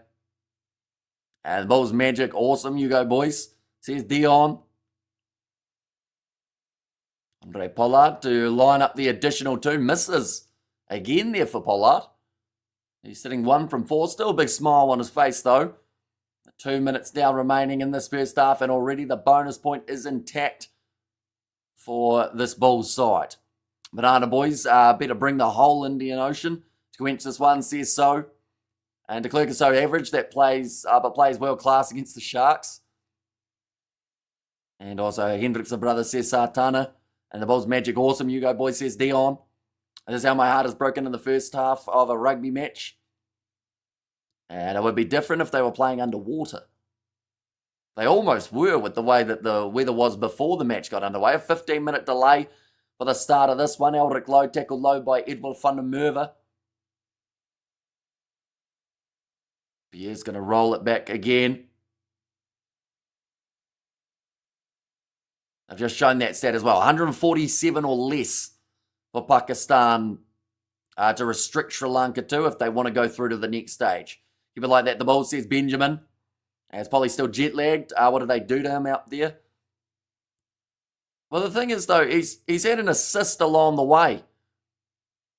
But he just, off the kicking tee, doesn't normally do too well. Hamish, as an outsider, what do you think of the race? If you're talking about your MotoGP stuff, I have no idea who's in it. So, no idea. 50 seconds remaining here. And the first half, Edwin Swart just getting a towel drying off his face. He should probably dry off the ball as well, I would think. Yep. We got a sub. 15 being subbed. Is that Jaco Williams or is that David Creel? I think, Yapinka will make his way on for Jaco Williams. So getting rid of the youngster early in this case. And Williams will be disappointed about that. You can see his face. He wonders what he's done wrong. He didn't have the worst half ever, but unfortunately for him, although a little bit of a limp maybe too there, so that might not be the end of the world from going off. How nicely taken. Hendrickse. Nice take from Pipsi Buthelezi. Brodia under pressure. Almost sneaks round. He has won the penalty advantage here for the Sharks. They'll get another one. That is for Yandre Rudolph, not rolling away. He's looked at the ref and said, where was I supposed to go? Oh, that's a pass. That was a bit rough. They're going back for the penalty. Double blow the whistle here. This might be a bit of a talking to. Right, Jan Hendrik Wessels has just been told by the referee, if I hear you speak that language again, you will be taken from the field. He's an interesting one, Jan Hendrik Wessels. He seems to be doing a lot that makes it, I don't know. It's very hard to tell whether he initially did what they said he did, but he does a lot of stuff that makes you think that maybe he wouldn't be unlikely to do something like that. You know, we saw it a few weeks ago, how he did something dirty on the ground. Not that incident a few months ago, but like just a couple cheap shots and whatnot. And, you know, it's just, I don't know. I like to watch the game, says Margarita. It is on URC TV or Super Sport. Will be your two main options there. But both are paid subscriptions. Now, Edwin Swart. Another line out here for the Sharks. Taken by Jason Jenkins. This one's moving nicely, but Edwin Swart is slowly getting driven towards the sideline with the way that the Bulls are defending this one. He's going to run out of space there, Swart. Nowhere to go and get bundled out. That is when they needed to cut back inwards. And that is going to be halftime now. And Vessel, stop being naughty. Says Roof and great bands, but Bob Dylan is the umbrella. They all find shelter under. At the times they are changing. Says Big Rick and Bulls want to score again. Currently halfway through this contest. Sri Lanka versus Pakistan is currently about a quarter of the way through. And Sri Lanka, if they kept on scoring the way that they are here, they would knock Pakistan out and New Zealand would go through to the next stage of the World Cup. But there's still time. Eric Clapton was God in the 70s. Did I tell you my inspiration? I think so, a while ago. If Vessels is a gentleman, but turns into some wild baller in the game, says Gowie. Am I saying that correct? By the way, I feel like I'm saying that wrong. I know it's Swart, but is it maybe Gavi? Is it Gavi rather than Gowie? And you could almost say he's a bull. I love Jimi Hendrix.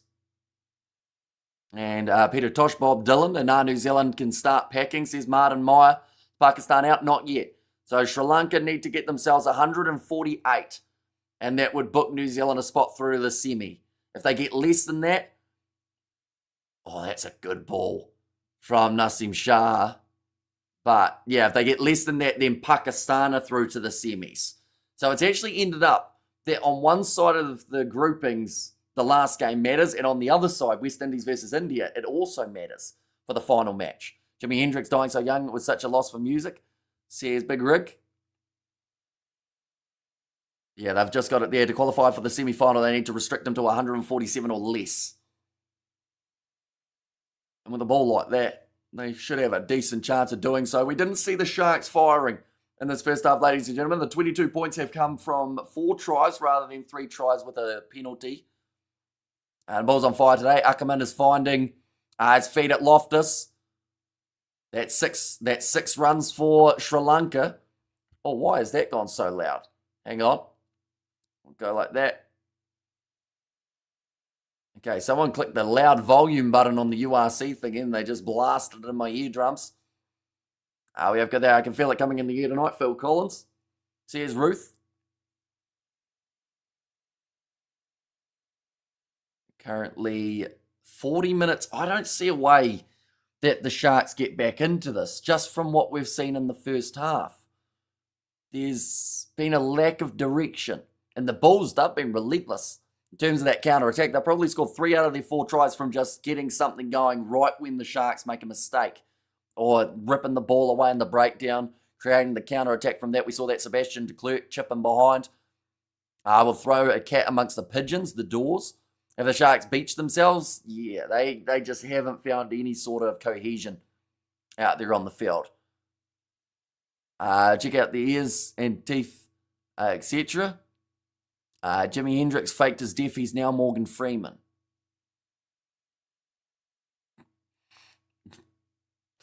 Street fighting man, Rolling Stones. And the Sharks look less lackluster, tired. And the Bulls attack looks better since the coaching changes. Yeah, it seems like, it's done them a world of good. They were on an 8-match losing streak or so, and now they sit on a 3-match heading into potentially 4 if they go on to get themselves the win in this game as well. A couple early changes being made by the Sharks, maybe some concern at this stage of the match. We have seen Jaco Williams go off. We saw Jordan Hendrickson get sub, but that was due to the injury, so that's a little bit different. Can you try to do the second part of South Africa versus Zimbabwe? If we miss the first part, we won't go in for just the second half. But I'd be very surprised if any result other than South Africa winning that one comes about from that game. Back to Super Rugby, the poor Highlanders were outclassed by a terrible ref. It was BS. Says Galvi there. And go the Bulls, go please. We play in the Springbok Sharks of Rassi. What must Bros Papia do? To be selected for Nasty Rassi, says George. And also we have got there, why is Jaco off? I thought it may have been a little bit of a limp right at the end of the first half, but I think it was actually tactical. They decided to take the youngest player off in the back line and bring on the option of Yapinke. I don't know whether or not that's for a bit of a reshuffle maybe, or what the go is there, but yeah, I don't know. I feel like Jaco didn't actually do that much wrong. Other than maybe you could say there were gaps in behind. Like the breakaway tries, maybe they expected him to be there for one of those. But, yeah, it's a tough day being a young player in a side that's not making tackles. At one point, they had made 24, missed 12. So, if you're missing 50% of your tackles, it's very hard for a fullback to know where he's supposed to be, other than absolutely everywhere. And man flipping Bulls. And we have got there Coolio. And we'll pay you 1 trillion rand, says Mohadeen. I don't think you will, though. And Commodores by Lionel Richie. It's going to be a wide bowl by Pakistan. That brings up Sri Lanka's 50. 33% of your tackles, Amish. 33. Says Power Bite. 33% of my tackles. What are we talking about? Rather than the 24 tackles made, 12 missed. Oh, sorry, it would actually be 66% of the tackles, isn't it? That they were making. And we have got that mention of Billy Joel either, says Big Rig. And for real, says Mohadeen. So you're just going to chuck a trillion rand. How much even is a trillion? That's a lot. So Pakistan out? Not yet. There's still time. And that's the... that game's probably going to go down to the wire. I thought it was going to be finished by the time this game was, but this game seems like it may finish beforehand. Is Sri Lanka winning? No. But, they're not doing badly. They won't chase down 220 or whatever it was that they needed, or 213. But they may be able to get enough to keep the Black Caps in the competition. What's the score currently? It is 49-2. And Franco Smith for the Sharks coach. Then you'll see a super team. Yeah, well, that's the thing. Anytime someone loses, they want to sack the coach, don't they? That's a lot of rand with a lot of zeros there, Daryl. I knew someone who beat up Jimi Hendrix. Does that make me a bad person? Yes. Currently 6.4 overs down for Sri Lanka. This has been a good over from Abra, though. And I think that final score will be Bulls 22, Sharks 24. Sharks drop goal will be the decider. I also listen to voices in my head. Oh, so you're going big comeback. No points for the Bulls in the second half. And just that mounted comeback. That would be pretty impressive. Definitely at Loftus. I'm trying to think of who else we've seen make a comeback victory. I know that the Lions got off with a hiss and a roar at Loftus.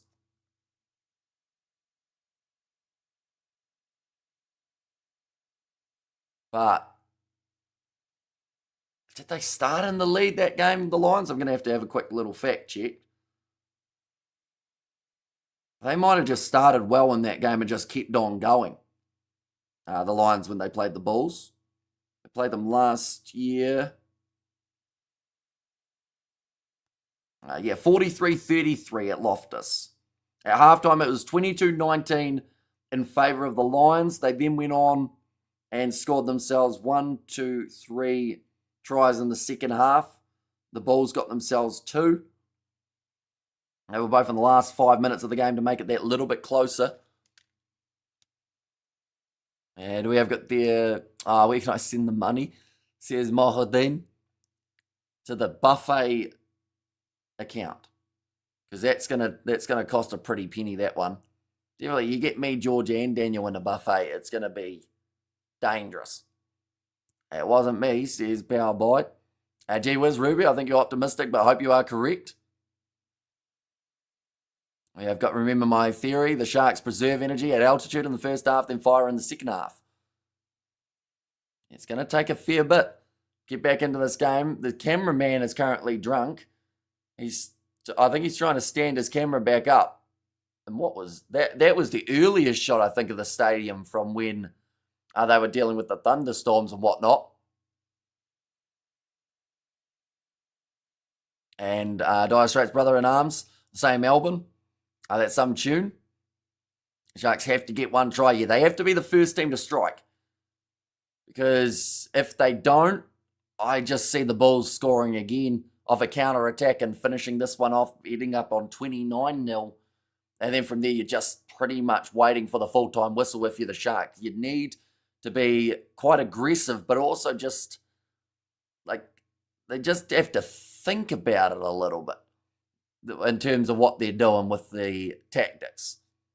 Their back line currently looks a little bit lost. They don't seem to know when they're going forward and when they're maybe going for that kick downfield as well. And 2 tries in the first 15 minutes and the Bulls will fall apart, says Ruby. That's a good shot from Sri Lanka. They've got 10 runs from 2 balls here. They might be helping the Kiwis out here. Of course, it's still too early to say. Preserve energy is one thing. They should be fresh as a daisy, says Daryl. And Sharks gone fishing in the mountains, says Joe Mann. I'm not sure what they're doing with the cameras at the moment. I think they're just trying to get it so that halftime they've got some sort of footage. But they're currently showing a group of students like celebrating or doing a bit of dancing. And they're playing it forward, and then they're playing it back, and then they're playing it forward. I think they were just trying to work out how to use the cameras at the ground. Loftus, it looks like a decent crowd for this contest.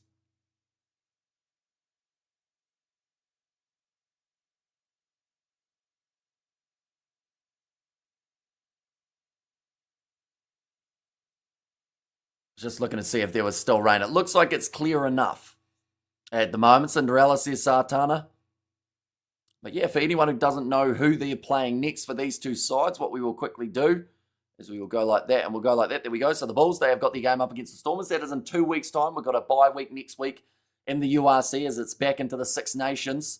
And then from there, they have got a game up against Cardiff and then the game up against Munster the week after. For the Sharks, they play Munster and then they play Cardiff. So the 2 sides in Munster and Cardiff just pretty much rotate between the Bulls as well as the Sharks. But this is the way that the table sits, with the exception of the Lions sitting a little bit higher at the moment. They are currently on 33 points after their most recent win. Connacht versus Glasgow Warriors. It is taking place currently, and boy, is it a thriller. It's 3-0 after 56 minutes.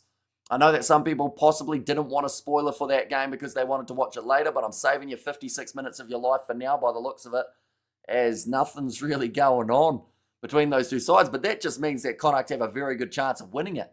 And if they were to win it, as you can see, that would then boost them up to 24. That would then put them ahead of the Sharks. And if they were to win it, they're not getting a bonus point. So, yeah, they would move up into a position. If they won it by 3, they would actually go above the Ospreys 2 in the overall standings. They'd move up to 9th with a game in hand over some sides ahead of them. So, a bit can change in quick succession if that game still sits roughly that same amount, but the 2 sides are now back out on the field, ladies and gentlemen. And, oh yeah, I've got there, it was 11 years ago when I met Johnny Clegg on the beach randomly, wailing on the rocks. He's not a nicer person in this world, or there is not a nicer person in this world, sorry. He's exactly what he sings in his music. The man is a special human. Currently 22 points down here for the Sharks side. Makazolima, but be still massive smile on his face. He's just happy to be getting paid out there for what has been a terrible performance from the Sharks thus far. Let's see if it changes in the second half.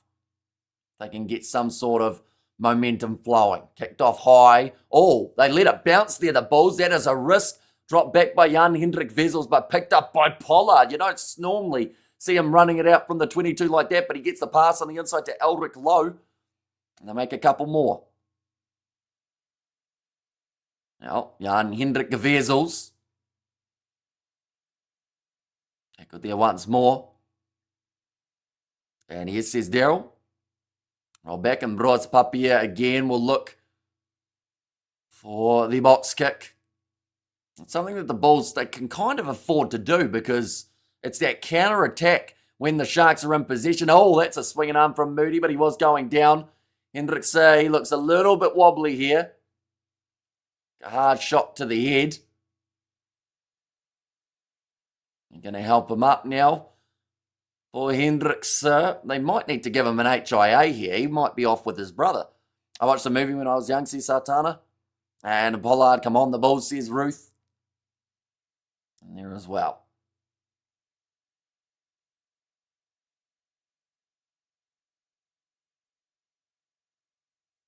But they're just giving him a few checks here. Make sure that, yeah, see, it's an ugly landing, but I don't think there was any malice in it from Moody. It's just the way that he slipped downwards for Hendrickson, the process of the tackle. He does need an HIA, though. That was actually a much harder collision than it first initially looked.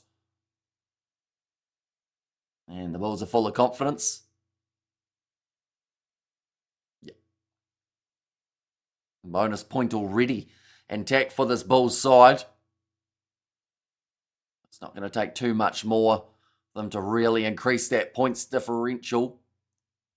HIA, torn hammy, whatever it takes, take them off, says Ruby. Now scrum feed. It is on the side of the Sharks here.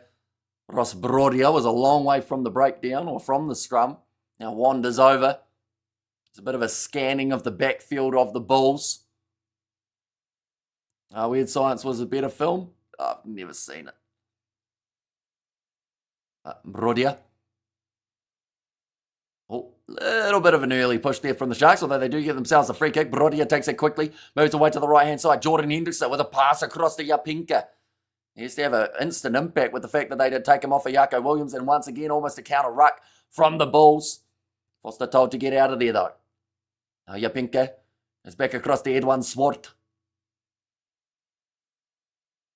And Brodia told to use it. And Mark King, Prince Toto. Says Joe. Now Edward van der Merwe chasing after this one. Slaps it sideways. It's ruled as a knock-on advantage. Now Jan Hendrik Wessels. Oh, extends the elbow towards the head of Vincent Tichuka. I think that was lucky that it only got brushed across. But it seemed like an interesting tactic. Now Pollard chipping behind. Slapped back by Koneral. Finds Andre Esterhuizen. Now bouncing steeply for Pollard. And that one goes into touch. And Molly Ringwald, says Ruth. Andre Pollard, only 6 career appearances here for the Bulls. At this point in time, he has still got, I'd say, a few good games in him for this Bulls team too. Seems like they're slowly adapting to how he's playing. He has had a few misses, which is more than you'd normally expect from Pollard, but that's not the end of the world. That's slightly the end of the world for Sri Lanka. They have just had another wicket fall as the player is clean bowled. Thrown over the top, Brodia.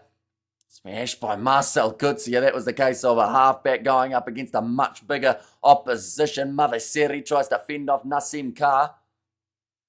And Brodia goes across. Hendrickson puts Andre Esterhuizen under pressure, and he is wrestled down by Ruan Vermaak. Brodia chips it in behind. Lorenzo Julius was chasing after. A bit of a miscommunication there, but Sebastian de Klerk takes it very nicely. Moving away to the left-hand side. Nassim Kar, good hands. Pollard thought about the wide pass. Gets around Pipsy, put the lazy. Cut him through the middle now, Pollard. Up to the halfway line. Now, Jan Hendrik Wessels. Good hands from Nassim Kar. And the ball goes out off the deflection. Nassim Kar is so underrated. Says the real Terrence, his handling here has been thoroughly impressive. Like, he hasn't received too many easy passes, yet he's been taking them all. The Sharks broke when Kobus Reinach left. It was the rug that pulled the room together. And come the Bulls, 3 quick tries to take it easy. Says so. And whereas on the other side of things, the Sharks need those 3 tries to try and get any chance of coming back into this game. And Marcus Miller, Duke, David Sanborn, and Stanley Clark. Lineouts 1-5 for the Sharks. 2 lineouts have been unsuccessful. Nicely done. Now Nokia. With the that's at the referee.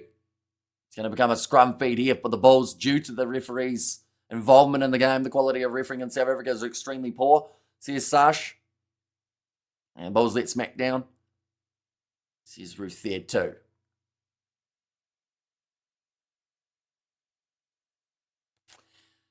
Sri Lanka's just gone for a reverse sweep on middle stump and been done LBW. But he's reviewed it while we wait for the scrum to go down. That seemed like a very interesting choice, though, from Sri Lanka. And when the going gets tough, the tough gets going, Billy Ocean. And give me European refs any day. If you want to rub it in, can you aim a little higher? Yes, says Ruby. How's this Oak running into the Bulls line? Now scrum for Papier. Busy day at the office for him, already scoring himself 2 tries. In the earlier stages of the contest, he wouldn't mind the hat-trick. Nassim Carr going away to the short side. Andre Pollard kicking him behind. Good pace shown from Kurt Liarense, but yeah, Pinker cleans it up, gives it off. Now Vincent De Chuka, driven sideways by Elric Lowe. Right, not out actually in that one for the reverse sweep. That should teach Sri Lanka not to go for it though. A box kick for Brodia. And will Fundermerva.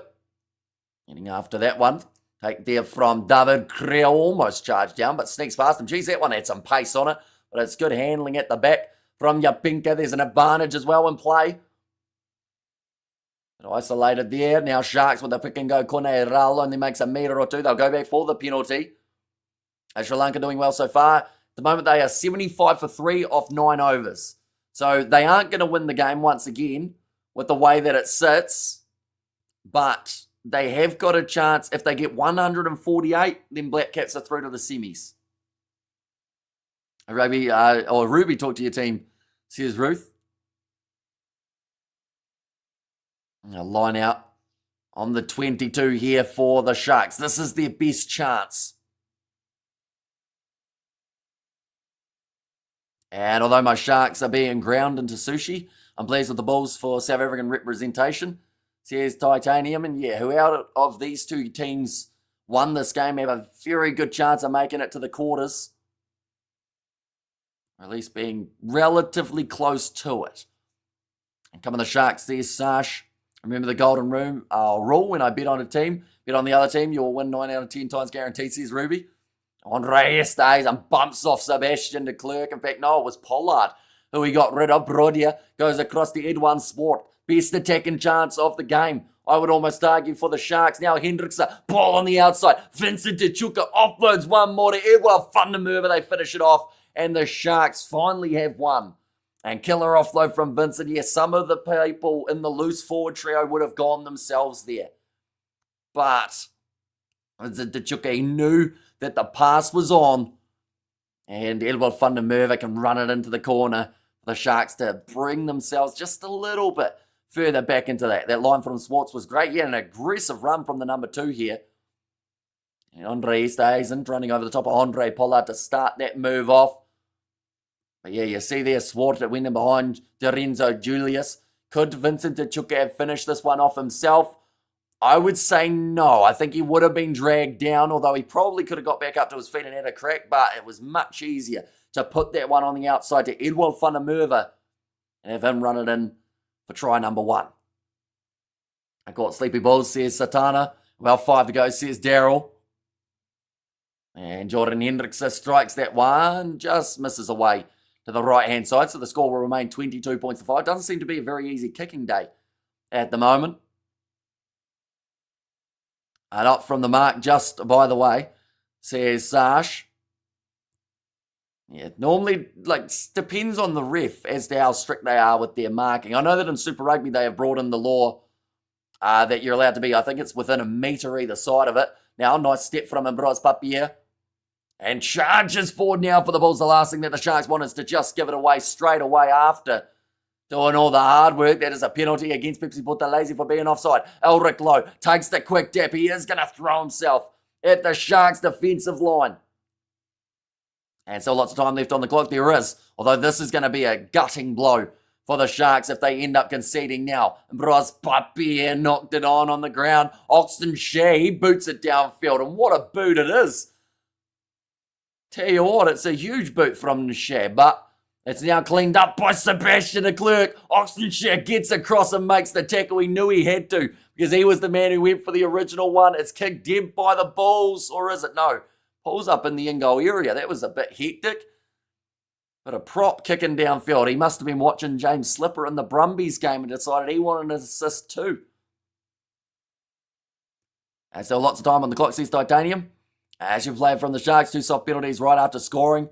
Are you praying for Sri Lanka if New Zealand qualify?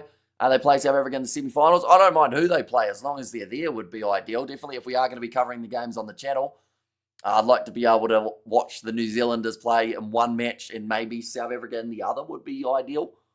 Not that that will happen. I think it might actually end up being South Africa versus New Zealand as a semi, which would be a great game. See how big his legs are, says Dal. Did you see how quick he moved, though? When he realised that there was a chance for a breakaway down the wing for Sebastian de Klerk, he put in the afterburners, Oxen Share. Made sure he made the ground and cut the move off. Will be a joke if the Sharks win, says Sartana. Currently, they are just having a quick drinks break. Probably fair enough. There were some big men running around in just that last play.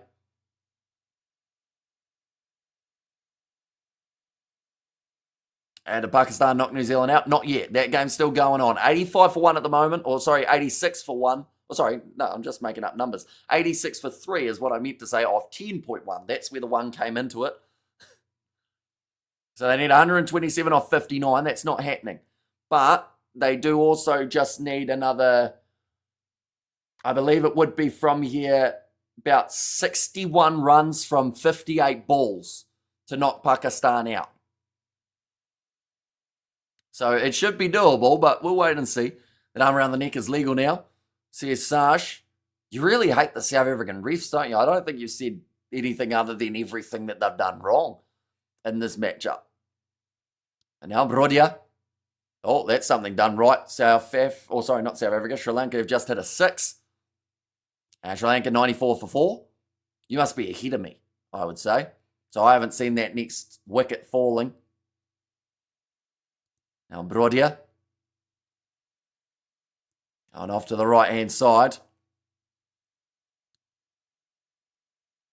Now chance here for the Sharks. Not even, says Sashbra. I mean, that was the last one. That arm around the neck is legal now. The one before that, not on the mark, just by the way. Then I guess that one before that was Sebastian Clerk would never be a bog. That was a bit harsh, wasn't it?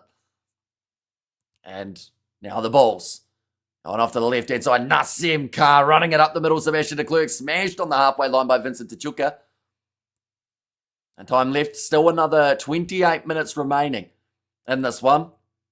And Carr again. He's turning into an offloading machine. Says the real Terrace.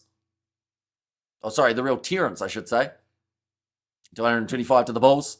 Says Kyle. Big run from Moody. Couldn't quite link up with David Creel. Was running on the inside. Good work and the breakdown from Vincent Koch.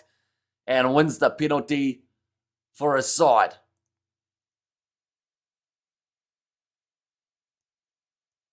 Oh, yeah, I was like a minute, or actually more than a minute behind in the cricket. I'm just skipping forward now to where I should have been up to.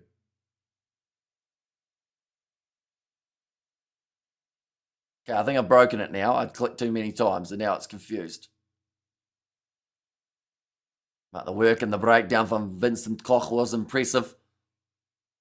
As biometric goes flat, I'll be used by the headphone.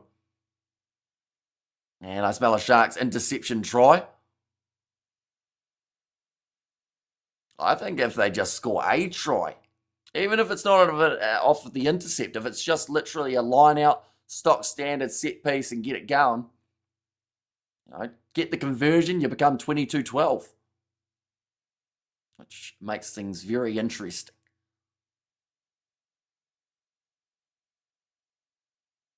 No, line out here. Very slow getting to the line out here for the Sharks too. I'm Dad's phone. To Pakistan, must go home and cry for every, says Mohadeen, and cricket and rugby at the same time. And Sharks disappointed me, says Black Spot Fishing. Yeah, they just didn't get it going early, is the gist of it. They should have been able to, I'd say, cut off 1 or 2 of the tries that the Bulls got. Just left a lot of open space at the back though. See there, Fezambate has made his way onto the field for Edwin Swart. Also, Hanro Jacobs is on there. 2 not straight throw from the Sharks. That hurts. Got the Bulls, says Leander, I should say. Bonus point still in play for the Bulls, and they will have one no matter what. at the end of this game. The Sharks would need 3 more tries to receive the full 5 points available from this game. Currently, Sri Lanka, they need another 50 runs with how it sits roughly. Coming the Bulls, says Joe Mann. And how many runs do Pakistan need to win? So Pakistan need to get Sri Lanka either all out or restrict them to less than 46 more runs. And Sri Lanka 101 for 4 in the 12th, accelerating a bit here.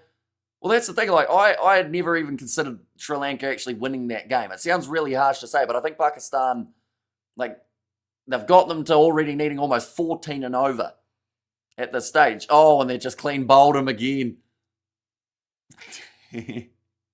That'll do it. Now scrum feed for, I believe it will be the Bulls who have got that one. Bulls not winning this. The Sharks are giving it.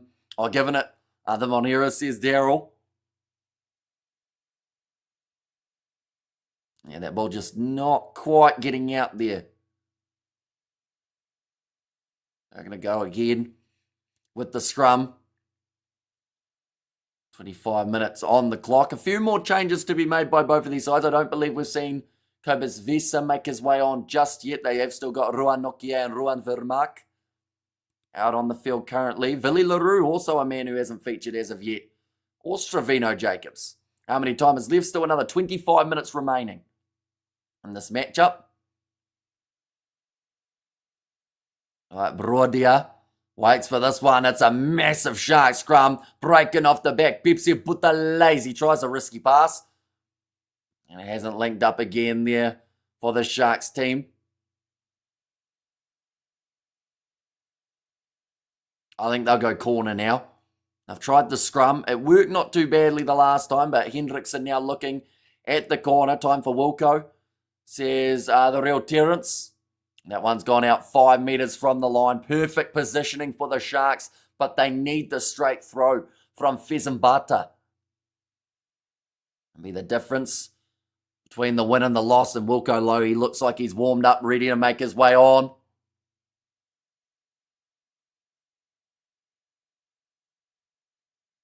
And the verdict goes to the front, but it slips through the fingers of the Sharks, uncontested at line-out time. It's something like that just frustrates the daylights out of a coach. As it now means that they can just go for a few phases here, the Bulls, and then create their angle to be able to kick downfield, to be subjected to Shark stupidity. Says Titanium, and this is it. Says Ruby. A kick downfield, goes into touch. And not just the coach, says Titanium. It is a poor error, isn't it, for the Sharks when you're 5 meters out and you just let it slip like that. Can Pakistan still win? Pakistan are currently, they are going to win that game. There's no way that Sri Lanka win it from here. In my honest opinion, I don't think they have the firepower left. But it comes down to whether or not they win it by more or less than 64 runs. So if Sri Lanka go on and get themselves 46 more runs, or in fact it's less than that, 45 more runs, Pakistan are knocked out and New Zealand go through. But Pakistan are guaranteed a win here. I don't see a way that they lose this game. If you get paid for that, shake my head, says Ruby. And run it in. And through the hands, says Ruth. Yeah, and the thing is, they went to the front. It all looked planned out. They had a tactic. They decided, yep, we'll get a rolling ball going, but then just slipping through the fingertips straight away. The first touch of possession for the Sharks. So while we're at it, I just want to very quickly check. Oh, okay, so Glasgow have got back into their game up against Connacht. So that at least has now got a try in that game. That is something, because at one point it seemed like we weren't going to get one. Sebastian Clerk is overrated. Says Martin, how many minutes for the cricket? Normally the cricket doesn't have a set amount of minutes. Well, it kind of does for T20. They're still probably 30 minutes away. They got 7 overs remaining. So we'll finish about the same time as the rugby does. Maybe a little bit later for the cricket. And Connacht just a try. Oh, so that would make it back to potentially 10-10, right? in that case. Yeah, potentially does. So 22 points to 5 in this matchup between these two teams. And yes, says Holdy, the Bulls. They've controlled this game from the very first moment of the match. They've been able to counter-attack quite dangerously throughout the whole matchup. Reading out links a no-no. Sorry, mate. Reading out links a no-no. Did you try posting link? I know that YouTube don't even send through links that are sent. So, yeah, it might have been the case of if you sent something through, I didn't even see it. Just do the cricket update. Says Mohadeen, but the rugby's on, Mohadeen, which is what the stream is. So this must be our Sharks Curry Cup side. Not looking good for us in that tournament, says Al Nickel. And from the Sharks says real Terrence. Yeah, it's just like it's the simple stuff that the Sharks are getting wrong, which, like, once again, it's just so frustrating for the coaches, for the supporters, for the players as well. Even though they are the ones making the mistakes, they still won't be happy with it. I need Lorenzo Julius just getting a little bit of H2O.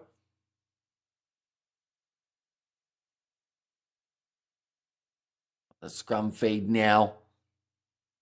Again for the Bulls. They come to a halt, no more score. Thanks for all the other updates, Hamish. I hope New Zealand go through to the semis. I do too.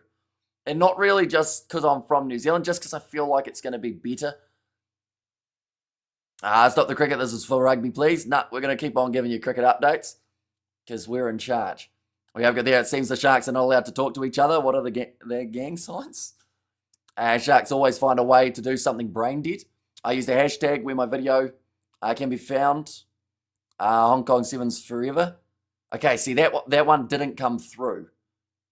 So I don't know whether or not it was like a link just didn't pop through. Why can I hear Connacht in the background?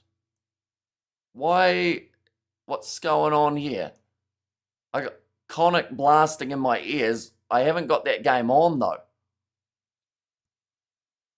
What's going on with URC TV? They are currently absolutely blasting me with the Connacht game. Right, I had to close that tab. I have to go back into it because that was weird. Randomly, they just started blasting the Glasgow Warriors versus Connacht match. Why cross kick? They're trying everything at this stage, the Sharks, but not much is coming off. When is the Curry Cup? I think it's still going to be around that same September-ish stage, like it was last year. The South Africa Cup starts 6th of March. Is that the Curry Cup one? Is that early? That's only that's round the corner. That's like 5 days away. Right now, Maviseri just getting a bit of medical attention here for the Sharks. And 10 out of 10 Glasgow, or 10 2-10 in Glasgow versus Connacht. And also Daryl Ruby, I'm trying hard not to laugh. They have got the man of the match contenders. Lorenzo Julius, the only man there for the Sharks. There's Sebastian de Klerk, Kanan Moody, Harold Foster, and Ambroise Papier as the other man as the nominees. Now, I have to say, Ambroise Papier is probably going to get it for that support run. Though we have seen some good moments from Foster. The SA Cup, not the Curry Cup. Okay, so the Curry Cup's later on then. Pakistan 1, New Zealand out. Is it true? I think you're just not listening, Mohadeen, because I said it 5 times what they need to do. But once again, Pakistan, if they win, doesn't guarantee that they are through. They have to win by a certain margin. They have to win by about 64 runs to be able to confirm their spot. A much better scrum, says the real Terrence there. And currently the Sharks are attacking 25 metres out from the goal line. On across to the left-hand side.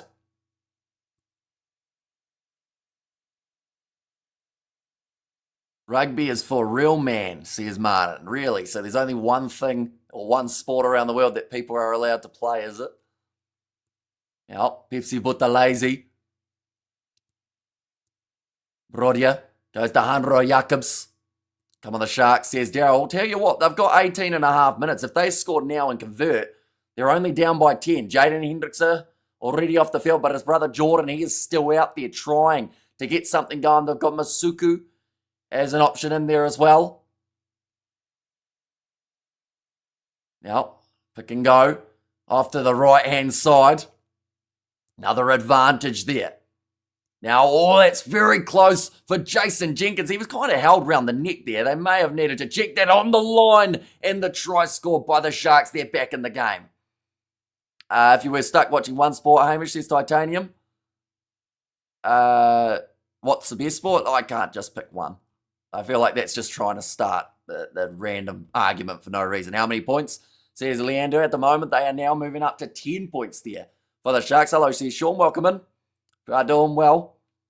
And also really good one, says Daryl. And Bessie Montgomery was a woman in men's sports. Have nobody complained? What?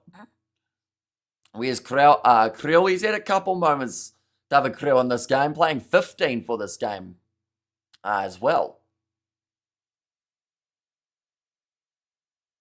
Now the kick here for Jordan Hendrickson. He did miss his first. Kickoff starts on the 18th of July. Says Mono. Okay, so a little bit earlier than September then. What happened to the Super Rugby Pacific this morning? There were some interesting matches. Some upsets along the way. Hendrickson, he's decided to kick it extremely high. And the kick has gone over though. And now this game comes down to the wire a little bit. 22 points to 12. Still 17 minutes left. And Sri Lanka 120 for 5 after 14 overs. Please leave the cricket. This is for rugby, even for you, Hamish. Just because you keep on being annoying about it, Martin, I'm going to keep on mentioning the cricket. Even though you feel it is a homosexual sport. We're still going to talk about it because there's some pretty intense stuff happening in it at the moment between Sri Lanka and Pakistan. But now this game also intense. 10 points separating them in 16 minutes. And clock is almost in the red, and Connacht near Glasgow's try line. That is going to be knocked on again. And in fact, a double knock on, but it will be the scrum feed of the Bulls. They just haven't been able to handle the reset or the kickoff there so far throughout this game, the Sharks. Anytime they do something right, they get close to conceding straight afterwards. If any of the Bulls make the box squad, they are going to get pinned into oblivion. Can't wrap your arm around the neck in contact. The Sharks are biting back in there as well from So Incredible. And also exactly why I keep posting cricket scores, Hamish, says the real Terrence. Let's have a Shark and cricket orgy. What? Try for Connacht. Oh, try for Connacht. They'd probably win from there, wouldn't they? Because that would put them 15-10 up over Glasgow, right? Welcome back, New Zealand, says Mohadeen. And please give cricket updates. I also want to know, says Rudy. Not trying to start an argument. It's a genuine question, but keep it to yourself. Says Titanium, I just don't have a favourite out of, my two ones that I watch are cricket and rugby, but I definitely wouldn't, change anything in terms of, I want to watch both of them. Now, Harold Foster gets over. The Sharks have once again shot themselves in the foot with making a mistake off kickoff. It's given them another chance. Extending the lead back to 15 now. 15-10, nearly done. Sharks could have won. No one pitch up this first half. And no, they don't, says Daryl. And we have got there coming the Bulls. And there too. Harold Foster, though, it's a good fend on Jordan Hendrickson. Gets through a monster scrum, Foster. Right. The question is, does that get Foster now man of the match? Because Mbroz Papi has scored too, but Foster's set up a lot. And also now scored himself in this matchup. Andre Pollard. Now ready to line this one up. Come on, Pakistan, says Mohadeen. Kick has gone over. And full-time Connacht 15, Glasgow 10. That's a big win for Connacht.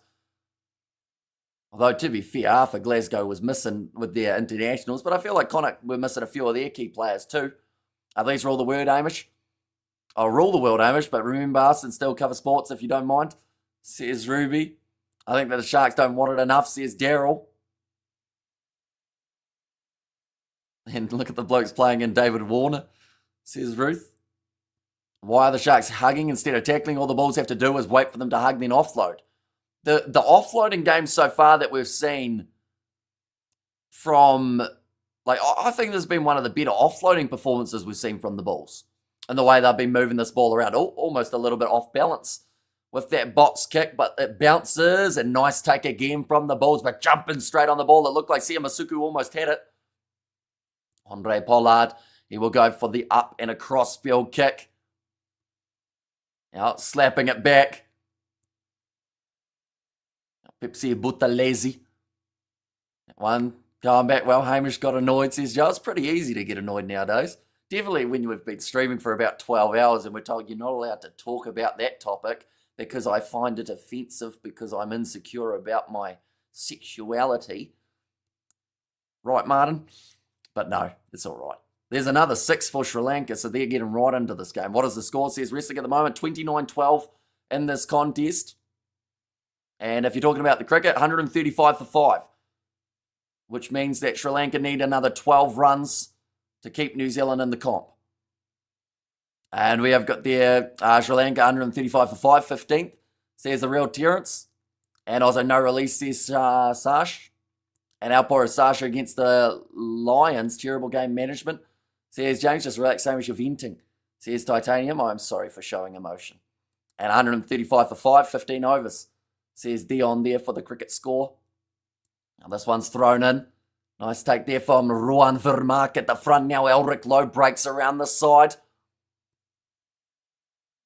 Big steaming carry forward. He's just gone 2 in a row there for Ruan Vermaak. Nice pop through the gap for Paul David. It's another try. This one's getting one-sided here for the Bulls. And that, if it wasn't already secured with the lead that they had, this is now definitely doing it. Cricket update says Eugene currently 135 for 5. So Sri Lanka need 13 more runs for New Zealand to stay in the comp. Yes, the Sharks, says Martin. They have just conceded, yes. We have got their rolling me spliff, says Sush. I stream for 12 hours. I'll be fighting with myself by now, says Titanium. Yeah, it's been quite a few hours. But also, I feel like being up for 24 hours isn't a good idea alongside that. Because by now, I've completely lost my sanity. Straight through, says the real Terrence. And a man crush doesn't mean you want to sleep with them, says Cool Story Sharks. And I know this feeling, says Ruby. It's another 6 by Sri Lanka, by the way. So they haven't just decided to go out there and say, like, we might be close to that total. They're actually trying to chase this down with 72 runs needed. Nori Hamish, New Zealand is almost there. I've been bad longer than we've been good. And we have got, can you finish the cricket, says Mohadeen. Once they get the runs, I think it'll work out to be the same time as the end of this game. But the Bulls were celebrating it big time. And Bros Papier, again, does he get man of the match or does Harold Foster at this stage? So I feel like it could easily go to either one. Villy LaRue looking for the sideline. Can't find it. Edwell Fundermerver is there. Takes it nicely. Cutting into the last 10 minutes of this game now. Offload up from Sia Masuku. Just good physicality in the breakdown again from the Bulls. Trying to rip it away. Who scored it was Paul Devet, who managed to score the try just then. Sia Masuku going off now to Vincent Tichuka. And there's an advantage for offside. I think that's against Moody again. Been offside a couple times throughout this matchup. How many minutes left? Currently the 10 minutes remaining on the clock. And Sri Lanka going for it now, says the real Terrace. And Mancrust isn't that being hugged too hard by a gorgeous man. And 10 minutes, says Titanium. That one's going to be put into touch. For a coach who's winning by 24 points, you wouldn't think it looking at Ackerman's face. He looks frustrated. I think that's just down to some of the errors that we've seen. And Bros Papia has, wow.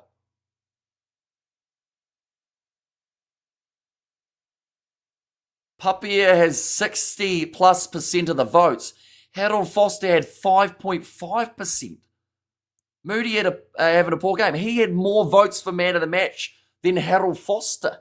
Oh, and that's close. The Sharks are over this time with Jason Jenkins on the short side. They're still fighting for a bonus point in this game. That would be try number 3, so one more would get them into the bonus point category. New Zealand have qualified, says YZ.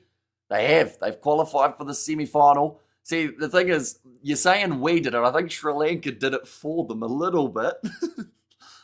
So we're just going to ignore that 4 pass? Yeah, it's late in the game. They'll probably check it 5 times, though, to be fair. I see it there from Brodia. Yeah, only 4 by a metre. I think they'll have to go back and check it. Right, time is off. They will check this one. This is going to be disallowed for Jason Jenkins. I just want to make sure it's not forward, but it is. So this one, once they watch it, I think once it's probably done. Will South Africa qualify? They are already qualified for the semi-final. So 3 of the 4 teams are qualified. The only team that isn't is India or West Indies. They play tomorrow to find out who goes through. Thanks for nothing, but I'll always be a Sharks fan. 150 says the real terrorists. There as well. And of course they check that one, says Sash.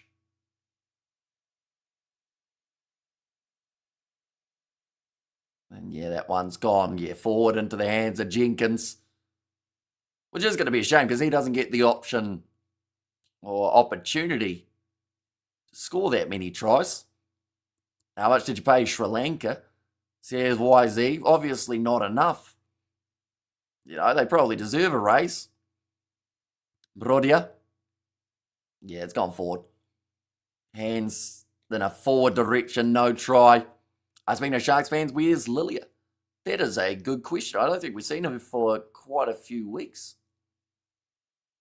No try, the call. The 4 pass, and it does bring now the scrum feed for the Bulls.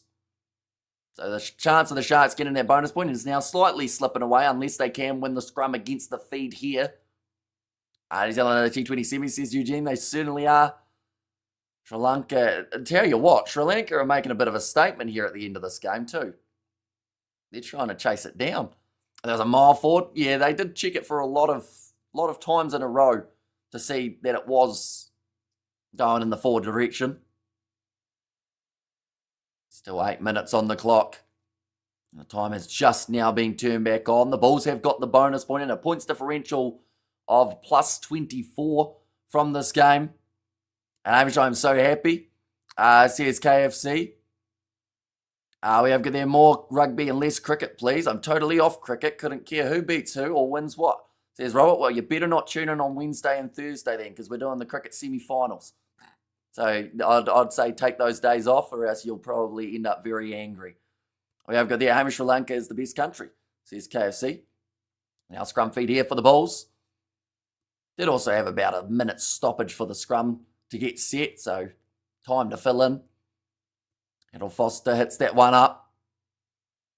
Now rolling it back for Paul Devet. Let's kick this one down far and into touch. He's already scored himself a try off the bench as well. What's next, Hamish? Garage Pie and an alarm going off. Are we need to wake up again? Yeah, probably. So it'll be early afternoon that I wake up, but I don't think there'll be a Garage Pie on the cards because if I'm going to a buffet, I've got to make sure that I'm not full. Now line out. We care about the cricket, so it's not all about you, mister. I don't care, says Sol. And congrats, New Zealand, says Rian there too. And the thing is, it's probably going to be New Zealand, South Africa in the cricket. So I feel like there's some relevance in this scenario. Now back across to the right-hand side. Oh, big shot on Jarenzo. Julius Logue ripping into the breakdown there. It's Harold Foster. I still can't believe he's only at 5% of the votes when it comes to man of the match for this game. He's been everywhere, including in those breakdowns each and every time that he's been called upon. Now Kane and Moody moves it away to the right. Kutli Arons tries to get past Jarenzo Julius, who wrestles him down. Now Paul Levet across to the left to Villy LaRue. Stepping inwards was Creel. Now Paul Devet, Villy LaRue. Oh, he's been smashed there. Oh, bounced over the head of Sia Masuku, who has to retreat that little bit more. Tries to sell the dummy. He's lined up by Stravino Jacobs. Tackled by Nassim Carr as well, who almost got the steal. The Bulls need an applause. Foster, get my vote for man of the match. Yeah, like, I couldn't believe he was so low in the percentages in terms of the overall. Does it allude anywhere? in the name, the Kiwi lads. This is purely rugby channel, says the real Terrence. And also, Hamish is my second best New Zealand friend, as I only know one in real life. I'll take second best. And well done, the Bulls, says Ruby. A good exit from Brodia from inside of his 22. But again, it doesn't get the Sharks too much of an attacking chance later in this game. Are you going to go live coverage for the final? Hopefully. I'm going to be going semi-finals anyway. Hopefully throughout the week if I can try and get the mornings off work. Seeing as they start at 2:30 a.m. Kobus Visa, he is on there. I believe that was actually replacing Ruan Nokia, a player who I didn't actually see a lot throughout this match. Did anyone see Ruan Nokia a lot, or was it just me not paying attention to him? I saw a lot of Ruan Vermark. Normally what does happen is you see one of the locks more than the other by quite a substantial amount, similar to what we saw in the Chiefs game. Josh Lord, we saw a huge amount of. Tupavai, not so much till that last-minute try. Now Paul DeVetno leaves it for Foster, who again with a great pick and go makes those few extra meters. Oh, diving on it, Jason Jenkins. That's going to be the penalty for in off the feet. Diving onto the ball against Jason Jenkins there.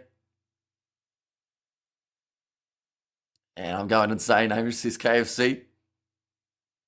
Right. Harold Foster at least now has 10.8% of the votes. And Bros Papia still has 56.8. Sebastian de Klerk has 21.4. But he's moved up to 10% for Foster. What is the points on URC for the teams? 1 second, we'll go like that. And we'll go like that. So the Lions are actually on 34 at the moment. Oh, sorry, 33. With the way that this game sits, the Bulls will move up to 30. So they will go up to, actually no higher. They will stay in 8th. Now rolling ball here for the Bulls again. Pick and go, another advantage against the Sharks. Their ill discipline has hurt them royally in this game. Good distribution there from Harold Foster. Cross kick attempted from Billy LaRue. They'll go back for another penalty. It's going to be, they say 15 collapse there.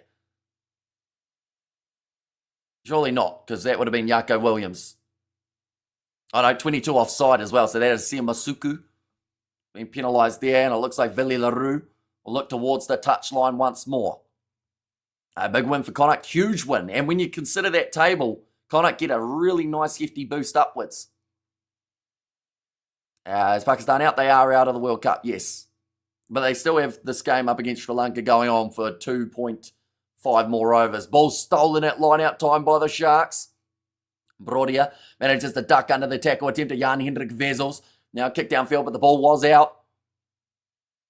They will go back for the line-out. And again, just not quite getting down the field enough, which brings another good position for the Bulls. Is it the Cricket World Cup, says Titanium? It is, yep. So the last 4 is South Africa, New Zealand, England, and then potentially either West Indies or, it's one of those two, West Indies or India, T20, a World Cup Titanium.